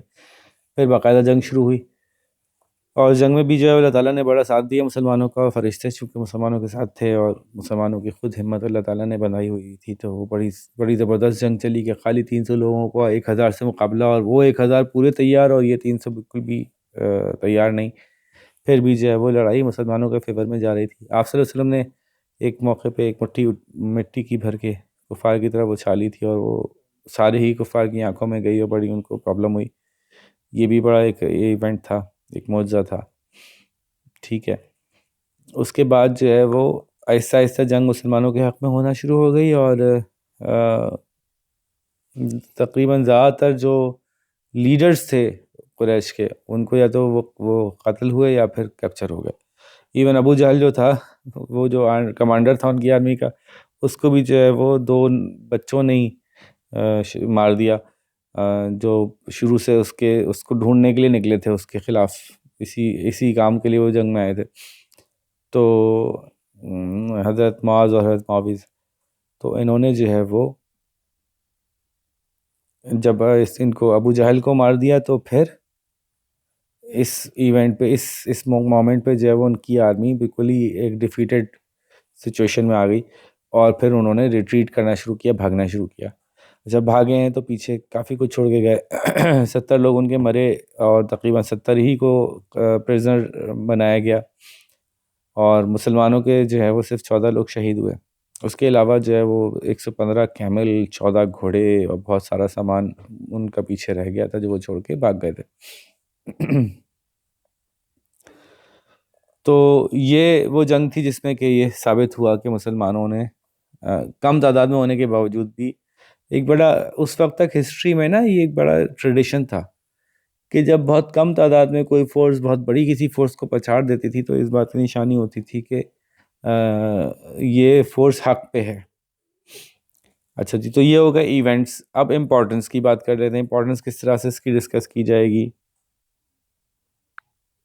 اب اگر امپورٹنس کی بات کرتے ہیں تو آپ بتائیے، غزوہ بدر مسلمانوں کے لیے سب سے بڑا موسٹ امپورٹنٹ ایونٹ تھا، کیونکہ وہ یہ بات دنیا بھر میں یونیورسلی ایکسیپٹڈ ہے کہ اتنی چھوٹی سی فورس اتنی بڑی فورس کو ہرا رہی ہے، تو کوئی بات تو ہے. تو یہ پوری دنیا میں پھیلی ہے بات. سب سے پہلے تو مسلمانوں کا ایک امیج کہ یہ اتنی معمولی سی فورس نے اتنی بڑی فورس کو کیسے ہرا دیا، کون لوگ ہیں، تو ان کے بارے میں ایک امیج پوری دنیا میں گیا. پھر قریش جو پروگرام لے کے آئے تھے کہ مسلمانوں کو ختم کر دیں گے، تباہ کر دیں گے، اگر واقعی یہ جنگ مسلمان ہار جاتے تو بہت ممکن تھا کہ اس کے بعد مسلمان خدا نخواستہ ختم ہی ہو جاتے. ٹھیک ہے. تو یہ امپورٹنس تھی اس بیٹل کی کہ قریش کے ارادے توڑے گئے. پہلی بات تھی مسلمانوں کا ایک امیج کیا پوری دنیا میں کہ یہ کوئی فورس کچھ ہیں، کچھ چکر ہے، یہ لوگ حق پہ ہیں، رائٹیس لوگ ہیں کوئی شاید یہ. ٹھیک ہے. پھر قریش کے ارادے پورے نہ ہو سکے، یہ مسلمانوں کو فائدہ ملا. پھر وہاں سے کچھ سامان ملا اتنا کہ اس سے کچھ سپورٹ ہوئی مسلمانوں کو اونٹوں کی اور سامان جنگ کی چیزیں ملی ان کو. پھر مسلمانوں کا جو اثر تھا لوگوں کے دلوں پہ، وہ تھوڑا سا دھاگ بھی بیٹھی کہ بھئی یہ کوئی عام لوگ نہیں ہے، مطلب ایک بڑے خاص لوگ ہیں، اتنی بڑی فورس کو ہرا دیا. تو جو مدینے میں ایسے تھے نا منافقین تھے، یا ایون جو جیوز یہ سوچ میں تھے کہ وہ شرارت کریں گے مسلمانوں کے خلاف، تو ان کے دلوں میں تھوڑی سی ایک عزت، ایک دھاگ بیٹھ گئی کہ یار یہ تو کوئی عام لوگ تو نہیں ہے، تو بڑے زبردست لوگ ہیں. ٹھیک ہے جی. تو اچھا، ایک اور بہت بڑا فرق جو پڑا نا، وہ پڑا کہ قریش کی عزت خاک میں مل گئی خود ان کے اپنے لوگوں کی نظر میں. وہ اپنے آپ کو بہت بڑی چیز بناتے تھے نا، بہت بڑی چیزیں. ہمارے اوپر تو کعبہ کے خداؤں کا ہاتھ ہے، تو ہمارے اوپر تو یوں ہے، تو ہم تو یوں ہیں. اپنے آپ کو بہت تکبر کرتے تھے. تو جب وہ ہمارے اکثر ان کے جو بڑے تھے وہ اس میں جنگ میں مارے گئے تھے.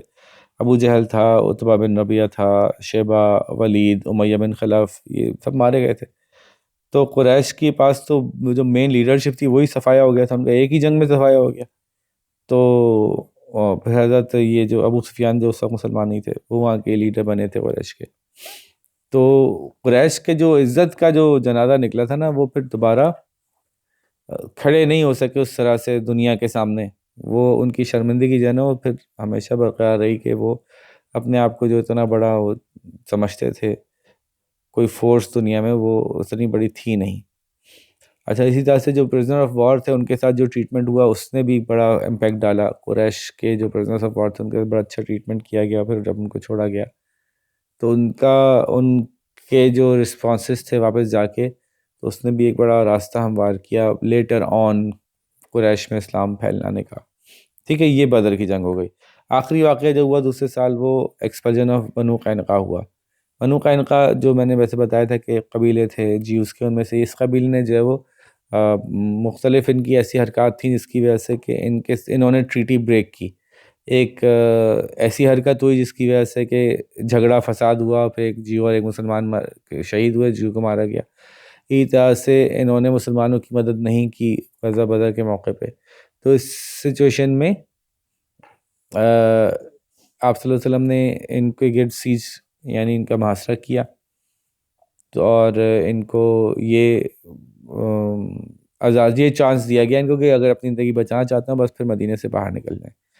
تو 15 دن تک محاصرہ رہا. اس کے بعد انہوں نے اپنی ہار ایکسیپٹ کیا. اس کے بعد یہ مدینے سے نکل گئے اور غالباً سیریا کی طرف جو ہے وہ انہوں نے, یا خیبر اور سیریا کی طرف انہوں نے جو ہے وہ ہجرت کر لی. یہ دوسرا سال ختم ہو گیا.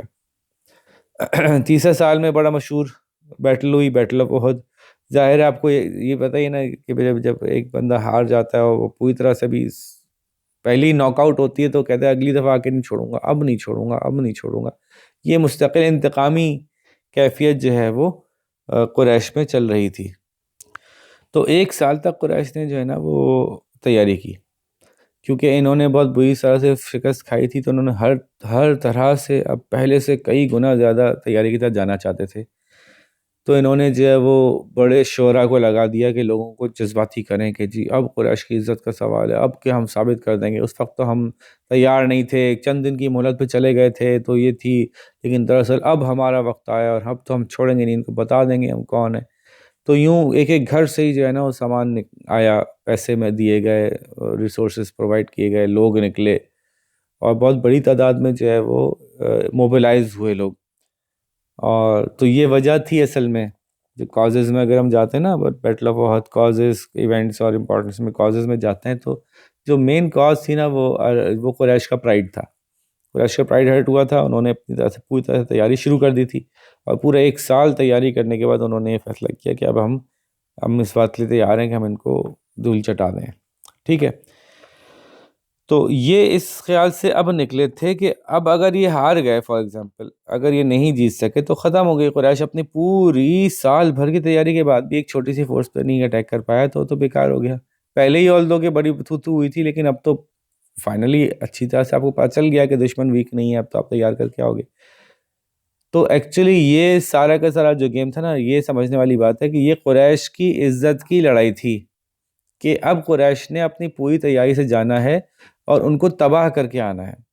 اس میں لڑائی یہ نہیں تھی کہ پوری بیٹل میں کسی طرح سے قریش کو شکست اس طرح سے ہوگی کہ قریش کے سارے بندے مارے جائیں. اس میں قریش کی شکست یوں ہونی تھی کہ قریش اپنے مقصد میں کامیاب نہ ہو سکے. قریش اپنی پوری تیاری سے مسلمانوں کو ختم کرنے نکلے تھے. اگر وہ نہ ختم کر پاتے تو یہ ان کی بہت بڑی بے عزتی ہوتی اور شکست ہوتی.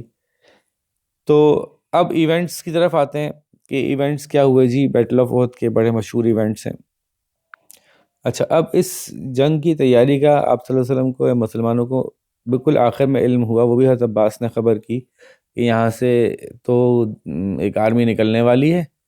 تو 2 3 یا 4 دن پہلے جو ہے وہ یہ بات پہنچی مدینہ میں کہ جی ایک آرمی آپ سے لڑائی کے لیے آ رہی ہے. اور ادھر یہ قریشی جو ہے وہ نکل کے یہ 625 AD کی بات ہے, یعنی 3rd ایئر آف مائگریشن. تقریباً انہوں نے 3000 اونٹ, 200 گھوڑے, ایک اچھی بڑی پچھلی دفعہ کے مقابلے میں 3 times دی آرمی لے کے نکلے. اور سرپرائز تھا یہ, چھپ چھپ کے کام کر کے تیاری کر کے خاموشی سے نکلے. اور احد کے مقام پہ انہوں نے جو ہے وہ اسٹے کیا. اور آپ صلی اللہ علیہ وسلم کو بالکل آخر میں پتہ چلا کہ جو ہے وہ ایک آرمی آ رہی ہے. آپ صلی اللہ علیہ وسلم کو جب پتہ چلا تو انہوں نے ظاہر ایک اپنی کاؤنسل کو کلیکٹ کیا, ڈسکشن ہوا کیا کریں گے, اور طے ہوا کہ مدینہ سے باہر لڑائی لڑی جائے گی. مختلف لوگوں نے مختلف دیے مشورے, اور تقریباً 1000 لوگوں کو جو ہے وہ لے کے نکلا گیا. 1,000 بمقابلہ 3,000, وہی 1:3 کا ریشو. ابھی تھوڑی دیر میں ریشو خراب ہو جائے گا. وہ کیسے کہ ان 1,000 میں 300 جو ہیں وہ عبداللہ بن ابی کے بندے تھے, اور تھوڑے ہی فاصلے گئے تھے مدینہ سے باہر کہ عبداللہ بن ابی نے کہا کہ جی ہم تو نہیں لڑیں گے, آپ نے ہماری بات نہیں سنی, جیسا ہم نے مشورہ دیا تھا اس پہ عمل نہیں ہوا, ہم نہیں لڑ رہے, ہم جا رہے ہیں واپس. تو عبداللہ بن ابی نکلے. اچھا نکلے کیوں؟ اگر یہ نکلتے ہی نہیں تو پھر تو وہ جو ٹریٹی آف مدینہ کا ایک کانسیپٹ تھا نا, بھئی آپ ہمارے ساتھی ہو, ہمارے ساتھ نکلو گے, جنگ میں آپ نہیں نکلے تو آپ ہمارے دشمن ہو. تو یہ ہم تو آپ کے ساتھ نکلے تھے, وہ راستے میں ہمارا اختلاف ہو گیا اس لیے واپس آ گئے. یہ کیفیت پروڈیوس کرنی تھی ان کو. تو اب تو اور برا ہو گیا کہ جہاں پہ 3,000 کے قریب اور یہاں پہ 1,000 بھی نہیں بلکہ اس میں سے مین 300 کی فورس نکل گئی اور 700 لوگ مسلمانوں کے بچے. تو یہ ایک میجر بلو تھا, پہلا بلو جو مسلمانوں نے فیس کیا. اچھا پہلی جنگ جو تھی نا وہ اس بات کی تھی کہ ہمت رکھو, ہر موقع پہ اللہ تمہارے ساتھ ہے. اور دوسری جنگ جو تھی نا وہ دنیا کے حقائق دیکھے مسلمانوں نے اس میں کہ کیا کیا ہو سکتا ہے, what can go wrong. تو شروع سے انہوں نے دیکھا, سب سے پہلے عبداللہ, ایک تو پہلا تھا سرپرائز اٹیک تھا, پتہ ہی نہیں تھا کہ جنگ ہونے والی ہے, سرپرائز میں کیوں ہوئے. دوسرا تھا کہ اعلائے جو ہے وہ چھوڑ کے چلا گیا, تو یہ ایک سرپرائز تھا مسلمانوں کے لیے. ابھی آگے دیکھیے سرپرائز پہ سرپرائز. تو ایونٹس یوں ہیں کہ جی جب آپ صلی اللہ علیہ وسلم نے ساری سچویشن دیکھی بدر اپنا احد کے پہاڑ کے حوالے سے, تو انہوں نے جس جگہ پہ جنگ لڑنے کا فیصلہ کیا تھا اس میں ایک راستہ پیچھے سے بھی آتا تھا کہ دشمن پیچھے سے حملہ کر سکتا تھا. وہاں پہ بڑا مشہور واقعہ ہے کہ 50 تیر اندازوں کو کھڑا کیا گیا کہ آپ یہاں سے ڈیفینڈ کریں گے, کوئی بھی پیچھے سے نہ آنے پائے, اور باقی جو لوگ تھے وہ سامنے کی طرف اٹیک پہ گئے. اور بولیز تھے قریشی, بس وہی سمجھتے تھے کہ ہم تعداد میں زیادہ ہیں تو ویسے ہی دشمن ڈر جائے گا, جب دشمن نہیں ڈرتا تو وہ خود ڈر جاتے ہیں. ایسے ہی وہ ہوا کہ مسلمان 700 وہ 3,000 سے اوپر, اور اس کے بعد بھی لڑائی میں وہ پیچھے ہٹتے چلے گئے, یہاں تک کہ eventually they turned and started running away. They started running away, یعنی ٹھیک طرح سے جنگ ہوئی بھی نہیں. وہ شروع میں جنگ کے شروع میں وہ بھی ہوا کہ حضرت علی اور حضرت حمزہ جو ہیں انہوں نے بہارائے للکارا اور لڑائیاں ہوئیں اور اس میں انہوں نے اپنے اپوننٹس کو شکست دی, اور پھر اس کے بعد باقاعدہ لڑائی ہوئی, اور باقاعدہ لڑائی میں the Quraysh were almost defeated and they were running away. اب یہاں پہ ایک اور لرننگ, جیسے میں نے کہا نا کہ غزوہ بدر واز فار انکریجمنٹ اینڈ غزوہ احد واز فار لرننگ. تو یہاں پہ ایک اور لرننگ کیا ہوئی کہ وہ جو تیر انداز کھڑے تھے 50 وہ سمجھے کہ جنگ ختم ہو گئی اور وہ نیچے اتر آئے. ان میں سے کچھ رہ گئے, اکثر نیچے اتر آئے. اور یہ بات دیکھتے ہوئے اس وقت حضرت خالد بن ولید مسلمان نہیں ہوئے تھے. He was a very strong tactician. تو انہوں نے دیکھا کہ یہ جگہ خالی ہو گئی, یہاں سے حملہ ہو سکتا ہے. تو حضرت خالد بن ولید کے نے اپنے سپاہی لے کے نا اس طرف سے حملہ کر دیا. تو پیچھے سے اچانک سے فوج آ گئی, یہ ایکسپیکٹڈ نہیں تھا. تو مسلمانوں کو ایک دھچکا لگا. ادھر جب وہ بھاگ رہے تھے قریش, بھاگتے بھاگتے وہ پلٹ گئے کہ یار یہ تو پیچھے سے کسی نے حملہ کر دیا, ہم بھی واپس سے سامنے سے حملہ کرتے ہیں. تو یوں سینڈوچ ہو گیا مسلمان دو فورسز کے بیچ میں, اور ٹھیک ٹھاک کیاس ہو گیا, اور کئی مسلمان جو ہیں اس میں شہید ہوئے. اچھا حضرت مصعب بن عمیر جو ہیں وہ فلیگ بیئرر تھے, وہ شہید ہوئے. ان کی شکل آپ صلی اللہ علیہ وسلم سے مشابہ تھی, ملتی تھی, تو لوگ سمجھے کہ آپ صلی اللہ علیہ وسلم نعوذ باللہ شہید ہو گئے. اچھا آپ صلی اللہ علیہ وسلم کو زخمی بھی ہوئے تھے, کسی نے پتھر مارا تھا جس سے آپ صلی اللہ علیہ وسلم کے دانت شہید ہوئے تھے, اور اچھا خاصا مطلب مشکل حالات تھے. آپ صلی اللہ علیہ وسلم کی پروٹیکشن کے لیے چاروں طرف سے جو ہیں وہ ان کے جو جانثار تھے وہ موجود تھے. وہ سارے تیر سارے زخم اپنے اوپر سہ رہے تھے, اور آپ صلی اللہ علیہ وسلم کا آنچ آنے کی کوشش کر رہے تھے کہ کسی طرح سے کوئی آنچ نہ آئے. جن میں حضرت ابوبکر تھے, حضرت عمر تھے, حضرت علی تھے, حضرت سعد بن وقاص تھے, طلحہ, زبیر, حارث اور ابو دجانہ, یہ سب لوگ اور بھی لوگ تھے. تو ان لوگوں نے جو بڑی بریوری کے ساتھ انیمی کو پش آف کیا, اور پھر یہ پیغام پہنچوایا سب میں کہ آپ صلی اللہ علیہ وسلم حیات ہیں. تو مسلم واپس سے حضرت آپ صلی اللہ علیہ وسلم کی طرف جمع ہونا شروع ہو گئے. جو بکھر گئے تھے نا وہ ٹورڈز دا ہولی پروفٹ وہ کلیکٹ ہونا شروع ہوئے, اور انہوں نے ریپیل کیا آپ دشمن کی فوج کو. اسی دوران ایک غلام تھا جو چھپ کے کھڑا ہوا تھا, اس کو ہندا جو کہ ابو سفیان کی وائف تھی وہ بھی آئی ہوئی تھی. اس نے خاص طور پر پوائنٹ کیا تھا کہ اگر تمہیں وہ ملے حمزہ ملے تو تم اس کو مار دینا چھپ کے. تو اس نے جو وہ چھپ کے حضرت حمزہ پہ وار کیا اور حضرت حمزہ کو شہید کیا گیا. اور پھر ہندا نے جو حضرت حمزہ کا لیور بھی چھیو کیا اپنا کو اس نے ایک کیا ہوگا, قسم کھائی تھی اس قسم کو پورا کرنے کے لیے. بہرحال آل ان آل ادھر قریش کو پتا تھا کہ we were actually defeated in this war. Now is the time that most of us have record, اور ہم نے ان کو دھکا بھی ٹھیک ٹھاک لگا دیا ہے, اور اپنی ناک اوپر کر کے نکل لینے میں ہی عافیت ہے. یہ اندر سے ان کو پتا تھا, ان کے لیڈرز کو. یعنی ایکچولی وہ جیتے نہیں. جیتنے کا مطلب تو یہ تھا نا کہ وہ میں نے جیسے کہا تھا کہ وہ آتے وہ ختم کر دیتے مسلمانوں کو. بھائی اتنے سارے شہید ہو گئے, اتنے برے حالات میں, پش کرو, زور لگاؤ, ختم کر دو. تو اس مومنٹ پہ انہوں نے کہا کہ بس بس بس ہم نے بدلہ لے لیا, بہت ہے, اور اب تم لوگوں کو ہم چھوڑتے ہیں, اگلے سال آئیں گے پھر دیکھیں گے تم لوگوں کو, دیکھنا تو میں ایسی دھول چٹائیں گے کہ بس. تو بھائی ابھی پوری چٹا دو نا. تو ایکچولی وہ ان کو ہی پتا تھا کہ یہ جب بکھر گئے تھے تو ہم نے ان کے مار لیے بندے. ابھی آپ صلی اللہ علیہ وسلم کے چاروں طرف پھر دوبارہ جمع ہو گئے. جب یہ جمع ہو گئے تو پھر یہ ایک یونیفائڈ فورس بن گئے, اب ہم ان سے نہیں مقابلہ کر سکیں گے. تو بجائے اس سے کہ مقابلہ کیری آن ہوتا, انہوں نے وہاں پہ جنگ ختم کی اور واپسی کی راہ لی. ارادہ ان کا شاید یہ بھی تھا کہ یہ کہیں نہ کہیں چھپ کے بیٹھیں گے, دوبارہ سے آ کے چھپکے سے حملہ کر دیں گے. لیکن آپ صلی اللہ علیہ وسلم نے ان کے پیچھے کچھ سوار بھیجے کہ دیکھو یہ پلٹنے نہ پائیں, اگر یہ پلٹیں تو ان کے اوپر حملہ کرو. تو یوں وہ انہوں نے پھر پلٹنے کی نوبت ہی نہیں آئی, وہ سیدھا مکہ پہنچ کر انہوں نے دم لیا.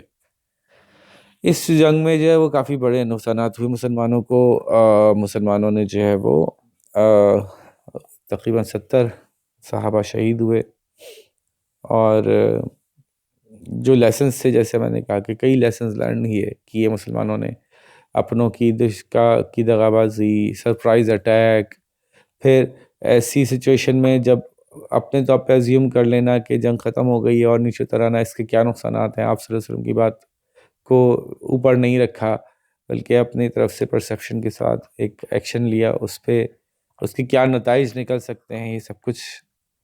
تو کافی امپورٹنس تھی اس جنگ کی مسلمانوں کے لیے. ٹھیک ہے, ہر وقت جیتنا جیتنا جیتنا آپ کو کوئی سب کچھ نہیں سکھاتا, بلکہ بعض سچویشنز میں آپ کو کوئی دھچکا لگتا ہے تو بھی آپ بہت کچھ سیکھ پاتے ہیں. تو اس جنگ کی بڑی امپورٹنس تھی. سب سے پہلے کہ ہم اس کو لاس نہیں کہتے, it was not a loss, it was a learning.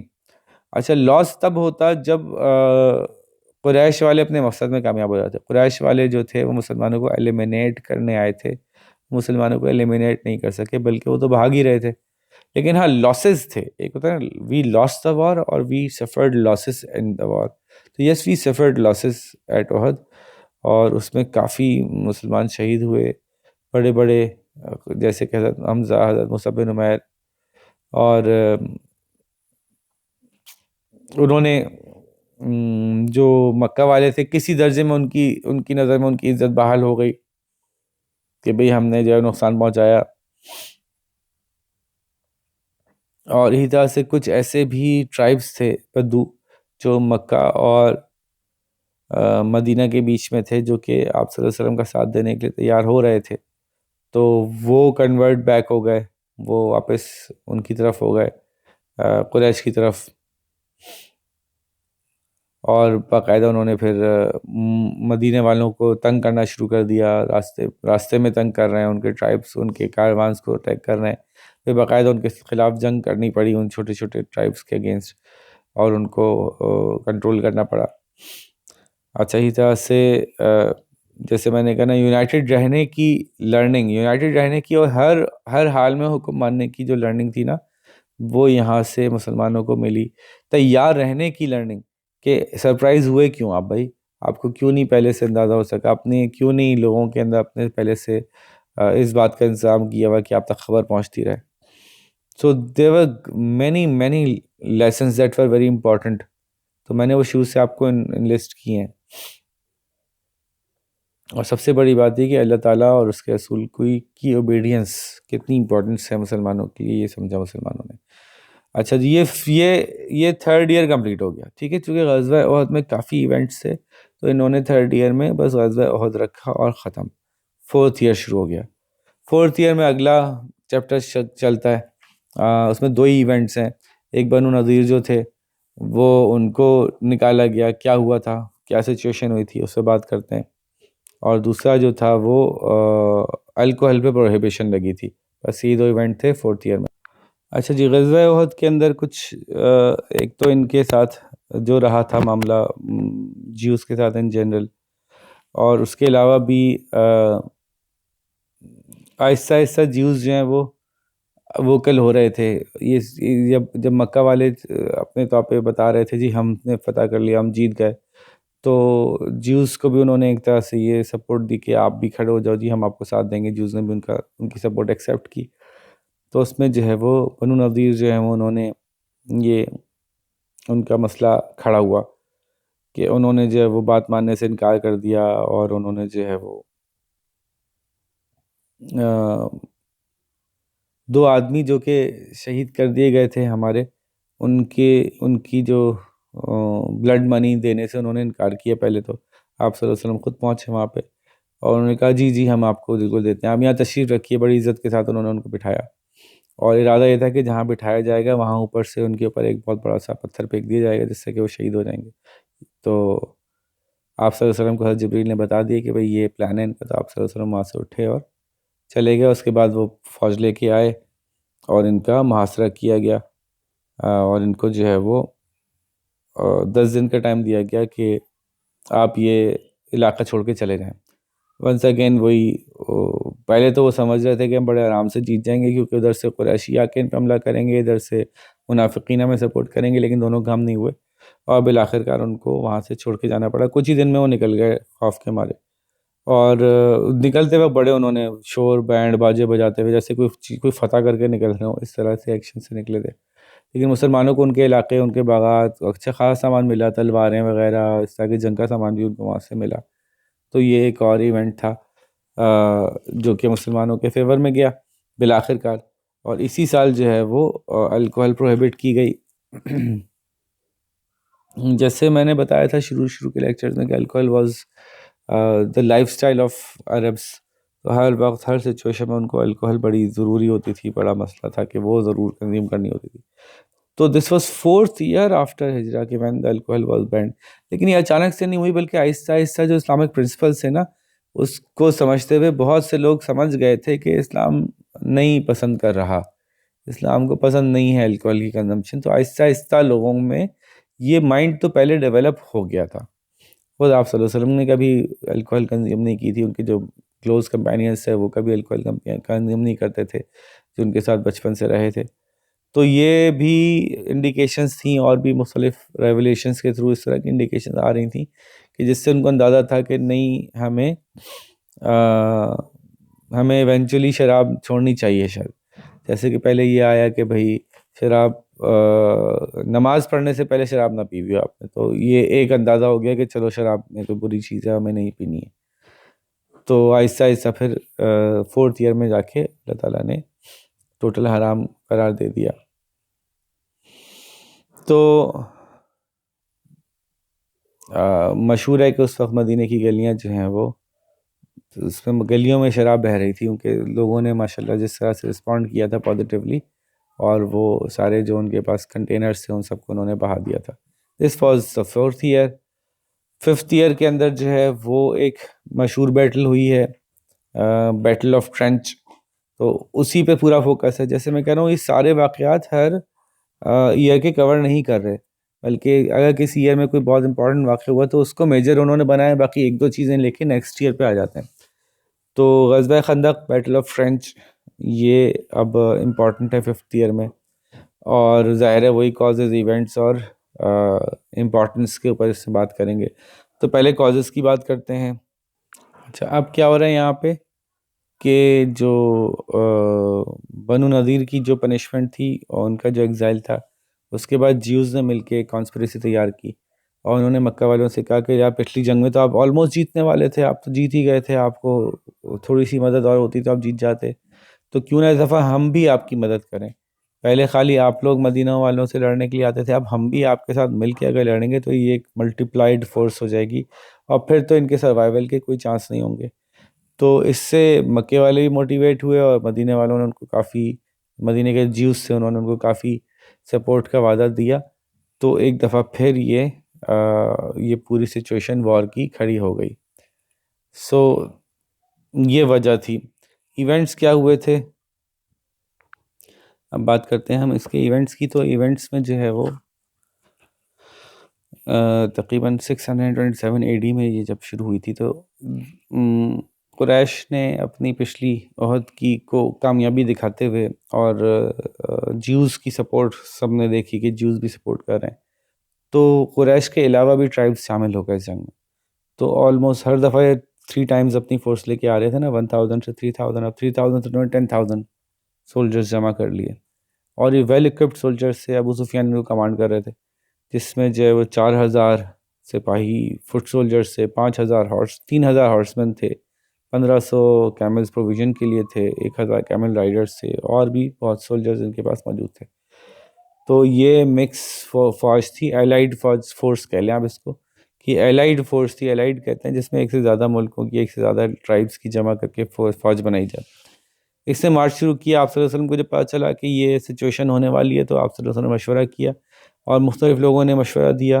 اور اس میں سب سے زیادہ پسند آپ صلی اللہ علیہ وسلم نے حضرت سلمان فارسی کا جو مشورہ تھا وہ پسند کیا. اور وہ مشورہ کیا تھا کہ ایک مدینہ جو ہے وہ نیچرلی پروٹیکٹڈ تھا کچھ سائڈ سے, اور کچھ پتھر, کچھ اس طرح کی سچویشن تھی جہاں سے فوج پوری فورس کے ساتھ ایک ساتھ نہیں آ سکتی تھی. کسی طرف ایک باؤنڈریز سی بنی ہوئی تھی مکانوں کی, تو وہاں سے پوری فوج ایک ساتھ نہیں آ سکتی تھی. 2-2 4-4 بندے کر کے پھلانگ کے تو آ جائیں, لیکن پوری فوج نہیں آ سکتی. تو ان سے لڑنے کے لیے کچھ لوگ ہی کافی ہوں. پوری فوج جس راستے سے آ سکتی تھی اس پورے راستے میں یہاں سے وہاں تک ایک خندق کھود دی جائے. یہ خندق عربس کے لیے نہیں تھی, عربس کو نہیں اس کا اندازہ تھا کہ اس سے کیسے نپٹا جائے گا. ٹھیک ہے, تو یہ مشورہ بڑا اچھا لگا آپ صلی اللہ علیہ وسلم کو, اور یہ خندق کھودنے کا کام شروع کیا گیا. اور 20 دن کے اندر اندر یہ بڑی لمبی چوڑی سی خندق کھود دی گئی, جس میں کہ 5 گز گہری 5 گز چوڑی خندق جو ہے وہ کھودی گئی اس پورے ایریا میں, جس میں کہ خود آپ صلی اللہ علیہ وسلم بھی شامل ہوئے. اور کھانے کی پینے کی کمی تھی اس زمانے میں, سردیوں کے سیزن چل رہا تھا, لیکن اس کے باوجود سب نے محنت سے کام کیا. جب وہ وہاں پہنچے کہ ابھی تو ہم بڑے آرام سے جیت جائیں گے جنگ, جب وہ وہاں پہنچے قریش اور ان کے جو الائیڈ ٹرائبس سے, تو وہ حیران رہ گئی یہ کیا چیز ہے.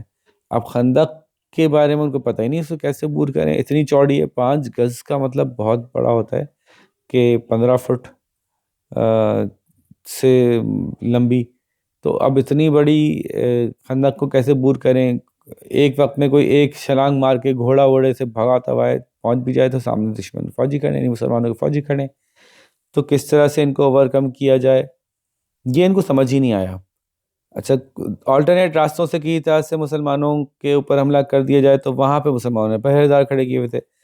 غزوہ احد کا ایکسپیرینس تھا کہ بھئی اب اس دفعہ کوئی بھی اپنے طور پہ خود سے کچھ نہیں سوچے گا, جیسا آرڈر دیا گیا ایگزیکٹلی ویسا کرے گا. تو ہر کوئی اپنی جگہ مستعد کھڑا ہوا, کسی بھی اینگل سے وہ جو 2-4 لوگ مل کے اندر گھس جائیں اور کچھ کر پائیں وہ نہیں ہو پا رہا. مین جو راستہ تھا وہ بلاک ہوا ہوا ہے. تو اب ان کے پاس کوئی چارہ نہیں تھا سوائے ایسے کہ انہوں نے یہ سوچا کہ ہم مدینہ کو چاروں طرف سے گھیر لیں, محاصرہ کر لیں, تو سیج جس کو کہتے ہیں.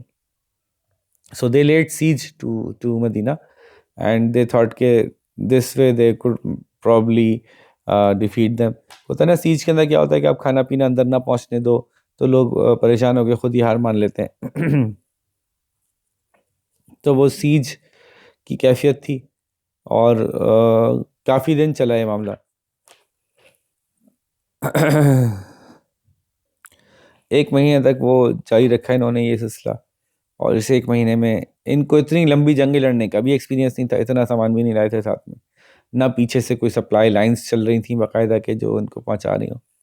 تو اس 1 مہینے میں ان کا سامان بھی ختم ہونا شروع ہو گیا, سردی بھی تھی, اور جانور مرنا شروع ہو گئے, بیماری پھوٹ گئی کوئی جانوروں میں, گھوڑے مر گئے, ان کے اونٹ مر گئے. اور اسی دوران اللہ تعالیٰ نے ایک بڑی تیز قسم کی ہوا بھیجی, جس سے کہ ان کا سارا جو ہے نا وہ تہس نہس ہو گیا, ان کا جو کیمپ تھا. اور ان کے جو ٹینٹ اڑ گئے, ان کے کھانے کا سامان اڑ گیا, چیزیں اڑ گئیں. تو بہت ہی زیادہ یہ دل برداشتہ ہوئے اور جلدی جلدی اپنا سامان سمیٹا اور نکل کھڑے ہوئے. بہت کچھ پیچھے چھوڑ کے گئے, بہت کچھ, چونکہ چیزیں اڑ گئی تھیں, کنٹرول سے ہی باہر ہو گئی تھیں, اتنی تیز ہوا چل رہی تھی کہ ان کو بہت کچھ چھوڑ کے جانا پڑا. اور قرآن میں بھی اللہ تعالیٰ نے یاد دلایا مسلمانوں کو کس طرح سے کہ ہم نے تمہاری مدد کی تھی. اور یوں بغیر باقاعدہ کوئی جنگ ہوئے اتنی بڑی فوج لے کے آئے اور اپنا سامان چھوڑ کے چلے گئے, اپنے گھوڑے مروا کے, اپنے اونٹ مروا کے, اپنے جانور مروا کے, اپنے بندے مروا کے, بیماری سے انتظار کرتے کرتے, کئی چھوٹی چھوٹی سی ایونٹس بھی ہوئے اس میں بھی. تو بہرحال ان کا ہی نقصان ہوا, اور پھر اگین ایک دفعہ پھر ان کی جو عزت تھی وہ خاک میں ملی, اور یہ خالی ہاتھ واپس لوٹے. امپورٹنس کیا تھی جی بیٹل آف ٹرینچ کی؟ بہت امپورٹنس تھی. کیا کیا باتیں دیکھیں, کچھ تو سامنے سیدھی سیدھی آ ہی رہی ہیں. سب سے پہلی بات جو مسلمانوں نے یہاں سیکھی نا, ایک تو انہوں نے آپ صلی اللہ علیہ وسلم کی بات کا ایگزیکٹلی جیسا کہا ویسا کیا اور وہ جیت گئے, تو یہ سیکھا. دوسرا, ہر دفعہ ایک جیسی بریوری کی ریکوائرمنٹ نہیں ہوتی کہ باہر نکلیں, ہم کم ہیں وہ زیادہ ہیں تو کیا ہوتا ہے, ہم شکست دے دیں گے. بلکہ اسٹریٹجی بنانا, پلاننگ کرنا, جیتنے کے لیے مختلف تدبیریں اپنانا, وہ سب پاسبل ہے, بلکہ جائز ہے اور کرنا چاہیے, کیونکہ ہمارے پیارے نبی صلی اللہ علیہ وسلم نے کیا. صرف یہی کامیابی نہیں ہے کہ بس مسلمان تو نکلے اور بس مار دو کسی طرح سے لڑ جاؤ, بھیڑ جاؤ, کم ہو زیادہ ہو, نہیں, بلکہ اسٹریٹجی اپنانی ہے. آپ نے کوئی بھی جو جس طرح سے آپ کو لگتا ہے کہ آپ ون کر سکتے ہیں, آپ پہلے اس کے اوپر غور کر لیں اور پھر اس کے بعد اس کے اوپر عمل کریں. تو this was a very important lesson for Muslims. اور لاسٹ ٹائم جو قریش کا تھوڑا سا ایک ذہن میں آ گیا تھا کہ بھئی قریش نے کچھ نقصان پہنچایا ہے, تو وہ بھی جاتا رہا, وہ بھی کلیئر ہو گیا کہ نہیں, وہ ہماری ہی غلطی تھی, ہم اللہ تعالیٰ کے حکم کے, اللہ کے نبی کے حکم کے خلاف گئے, ورنہ اب اگر ہم اللہ کے نبی کے حکم کے ساتھ ساتھ رہے تو وہ ہمارا کچھ نہیں بگاڑ سکے. ٹھیک ہے. اور ادھر قریش والوں کے لیے اس کی امپورٹنس ہمارے لیے یہ بھی تھی کہ قریش والے اس کے بعد دوبارہ نہیں آ سکے. انہوں نے جو اپنے طور پہ ان کو تھوڑا سا جو فیل آیا تھا نا بیٹل آف احد میں کہ شاید ہم کر سکتے ہیں, وہ اس میں بالکل کلیئر ہو گیا تھا کہ نہیں. بدر میں بھی ہم بالکل بری طرح سے ہارے تھے, احد میں ہم ناکام ہوئے تھے اور ہم آلموسٹ ہار چکے تھے, لیکن ہم یہ بھلا کے جو ہے وہ واپس آئے بیٹل آف ٹرینچ میں, خندق میں, اور ہم اچھی طرح سے کلیئر ہیں کہ ہم نہیں جیت سکیں گے, ان سے مقابلہ نہیں ہو سکے گا. تو یہ دھاک قریش کے دل میں بیٹھ گئی تھی. جو بھی ریسورسز ان کے پاس تھے جس کی مدد سے وہ مزید کوئی آرمی بنا سکتے تھے, وہ بھی ختم ہو گئے تھے سب, کیونکہ آس پاس کے ٹرائبس کو بھی انہوں نے پیسے ویسے دے کے خرچ تیار کیا تھا, تو وہ بھی بالکل ہی ان کے حالات اب ایسے نہیں رہے کہ وہ پھر کسی بھی دوسری جنگ کے لیے کھڑے ہو سکتے ہوتے. اچھا, اسی طرح سے مسلمانوں کا جو اب اسٹرانگ ہولڈ ہو گیا تھا مدینہ میں, اسٹرانگ ہو گئے تھے مسلمان مدینہ میں, انہوں نے ثابت کر دیا تھا کہ ہم یہاں کے اسٹرانگ رہنے والے ہیں. تو نتیجتاً جو ٹریڈ تھی جو جس کا راستہ مدینہ سے ہو کے جاتا تھا, قریش کی ٹریڈ جو مدینہ سے ہوتے ہوئے جاتی تھی سیریا کی طرف, اب اس پہ کنٹرول مدینہ والوں کا تھا.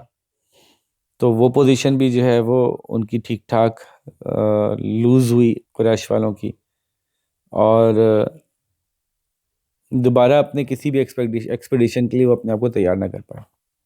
ٹھیک ہے. تو یہاں پہ چونکہ قریش ریئلائز کر چکے تھے کہ مسلمز اب ایک آلموسٹ برابر کی پاور ہیں, یا شاید کہیں ہم سے زیادہ ہی پاورفل ہیں, تو اب انہوں نے دوسری اسٹریٹجی اپنائی جو اگلے سال میں آپ کے سامنے آئے گی. ٹھیک ہے.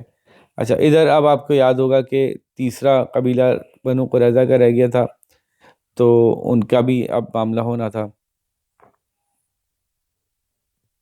بیٹل آف ٹرینچ میں بنو قریظہ مدینے میں رہ گئے تھے, لیکن بنو قریظہ نے ان کا ساتھ دیا, قریش کا ساتھ دیا, اور اپنا ٹریٹی توڑ دی مسلمانوں کے ساتھ خود ہی. اور اس موقع پہ ظاہر ہے جو ان کا پورا جو بھی عمل رہا مسلمانوں کو شکست دینے میں, ان کے ذہن میں تو یہ تھا کہ مسلمان آسانی سے ہار جائیں گے, انہی کی تو اس پہ آئے تھے قریش بلاوے پر. لیکن جب یہ سب کچھ الٹ گیا تو وہ بھی حیران پریشان تھے کہ اب کیا ہونے والا ہے. خیر, تو after the battle the holy prophet laid siege to their fortress which lasted for around 25 days. اور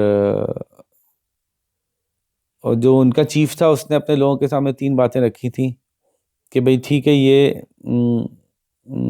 ہم ایکسیپٹ کر لیتے ہیں اسلام کو, اور اپنے آپ کو بچا لیتے ہیں، یا پھر ہم باہر جا کے لڑائی کرتے ہیں، اور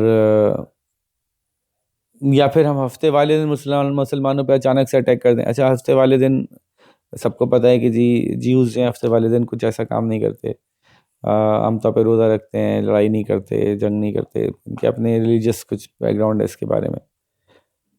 تو لوگوں کو یہ ان میں سے کوئی بھی سجیشن پسند نہیں آئی. اب جو ہے وہ کس طرح سے معاملہ ریزالو کیا جائے. اب یہ جو دیکھیں نا، محسوس کریں کہ وہ پوری طرح سے پیچھے سے حملہ کر رہے تھے مسلمانوں پہ. غزوہ خندق کے موقع پہ انہوں نے ہر ممکن کوشش کی کہ یہ مسلمان ناکام ہو جائیں. So they were just as bad as Quraysh, بلکہ ورسٹ، کیونکہ قریش کے ساتھ تو کوئی ٹریٹی نہیں تھی مسلمانوں کی، ان لوگوں کے ساتھ ٹریٹی تھی، اور اس ٹریٹی کے ہوتے ہوئے انہوں نے جو ہے مسلمانوں کو تباہ کرنے کی کوشش کی. تو ان کا رائٹ فلی تو یہ تھا کہ ان سب کو ختم کر دیا جاتا. یہ ٹریٹی کا وہ تھا نا، جنگ کرو، جنگ میں لڑو، لڑ کے ہار جاؤ، بھاگ جاؤ، جو بھی کرو. اب وہ جنگ بھی نہیں کر رہے، اندر گھس کے بیٹھے ہوئے ہیں. تو جب تک آپ جنگ نہیں کرو گے تب تک ہم آپ کے ساتھ بیٹھے رہیں گے کیونکہ آپ نے ٹریٹی توڑی ہے. تو ایونچولی ان کے ایک پرانے ساتھی تھے جو مسلمان ہو گئے تھے، ان کو انہوں نے، حضرت سعد بن معاذ، ان کو انہوں نے بنا لیا کہ بھئی جو یہ ہمارے لیے فیصلہ کر دیں گے ہمیں قبول ہے. ہم ہار چکے جنگ آلموسٹ، ہمیں لڑنے کی صلاحیت بھی نہیں ہے، ہم بالکل شکست خوردہ ہو چکے ہیں، اب جو یہ فیصلہ کر دیں. تو انہوں نے یہ فیصلہ کیا کہ انصاف کا تقاضا یہ ہے کہ چونکہ جن لوگوں نے ہمارے اوپر اٹیک کیا ان کو مارا جائے. جب غزوہ خندق ہو رہا تھا اور پیچھے سے یہ لوگ اٹیک کر رہے تھے اور ان کو قریش کو سپورٹ کر رہے تھے، تو ان سے ریونج لینا ہمارا حق بنتا ہے، اور باقی لوگوں کو یہاں سے نکال دیا جائے. اور یہی ایونچولی ہوا. انہوں نے ایکسیپٹ کر لیا یہ کہ ٹھیک ہے، لوگوں کو سب کو نکال دیا گیا وہاں سے، جن لوگوں نے اٹیک کیا تھا ان کو جو ہے وہ مار دیا گیا. اور یہ بڑی ہی بری شکست تھی ان کی بنو قریظہ کی، اور ان کے سارے جو علاقے تھے ان پہ مسلمانوں کا قبضہ ہو گیا. آخری وقت تک مسلمانوں نے آنر کیا اپنی ٹریٹی کو، اور جب انہوں نے نہیں آنر کیا ان لوگوں نے، تو آخر کار جا کے مسلمانوں کو نہ صرف آنر نہیں کیا بلکہ حملہ کیا مسلمانوں پر. یہ 5th ایئر تھا. 6th ایئر کا بھی ایک ایونٹ بہت مشہور ہے، تو ظاہر ہے کہ وہ اسی ایونٹ کو پورا صرف اس میں لیا گیا ہے. تو 6th ایئر سے آنورڈز ہم بناتے ہیں اپنی اس کی سیکنڈ پارٹ، اس ویڈیو کا سیکنڈ پارٹ، کیونکہ اچھا خاصی لمبی ہو چکی ہے، اور اس کو آپ یہاں تک کلیئر کریں 5th ایئر تک. تو 6th ایئر آف مائیگریشن سے ہم پھر اسلام کا ایک نئی ڈائریکشن میں سفر ہے. جنگیں ونگیں نمٹ گئیں بڑی، جو آس پاس کے لوگوں سے تھی، آس پاس کے جو ٹرائبس تھے وہ کنٹرول میں آ گئے. ان کو سمجھ میں آ گیا this is a force to be reckoned with. اور جیوز کے ساتھ معاملہ نمٹ گیا. ان کو جو آفر کی گئی تھی انہوں نے ایکسیپٹ نہیں کیا، انہوں نے بغاوت کی مسلمانوں کے خلاف. آخرکار ان کو بھی ان کا صلہ مل گیا. قریش کو کلیئر ہو گیا کہ یہ ایک بہت بڑی طاقت ہے، ہم اس سے نہیں لڑ سکیں گے. تو اس کے بعد 6th ایئر میں ایک نیا سلسلہ شروع ہوتا ہے، تو وہ ہم نیکسٹ ویڈیو میں شروع کریں گے. ٹھیک ہے جی، یہاں تک کمنٹ کرتے ہیں. اپنا خیال رکھیے گا. اللہ حافظ.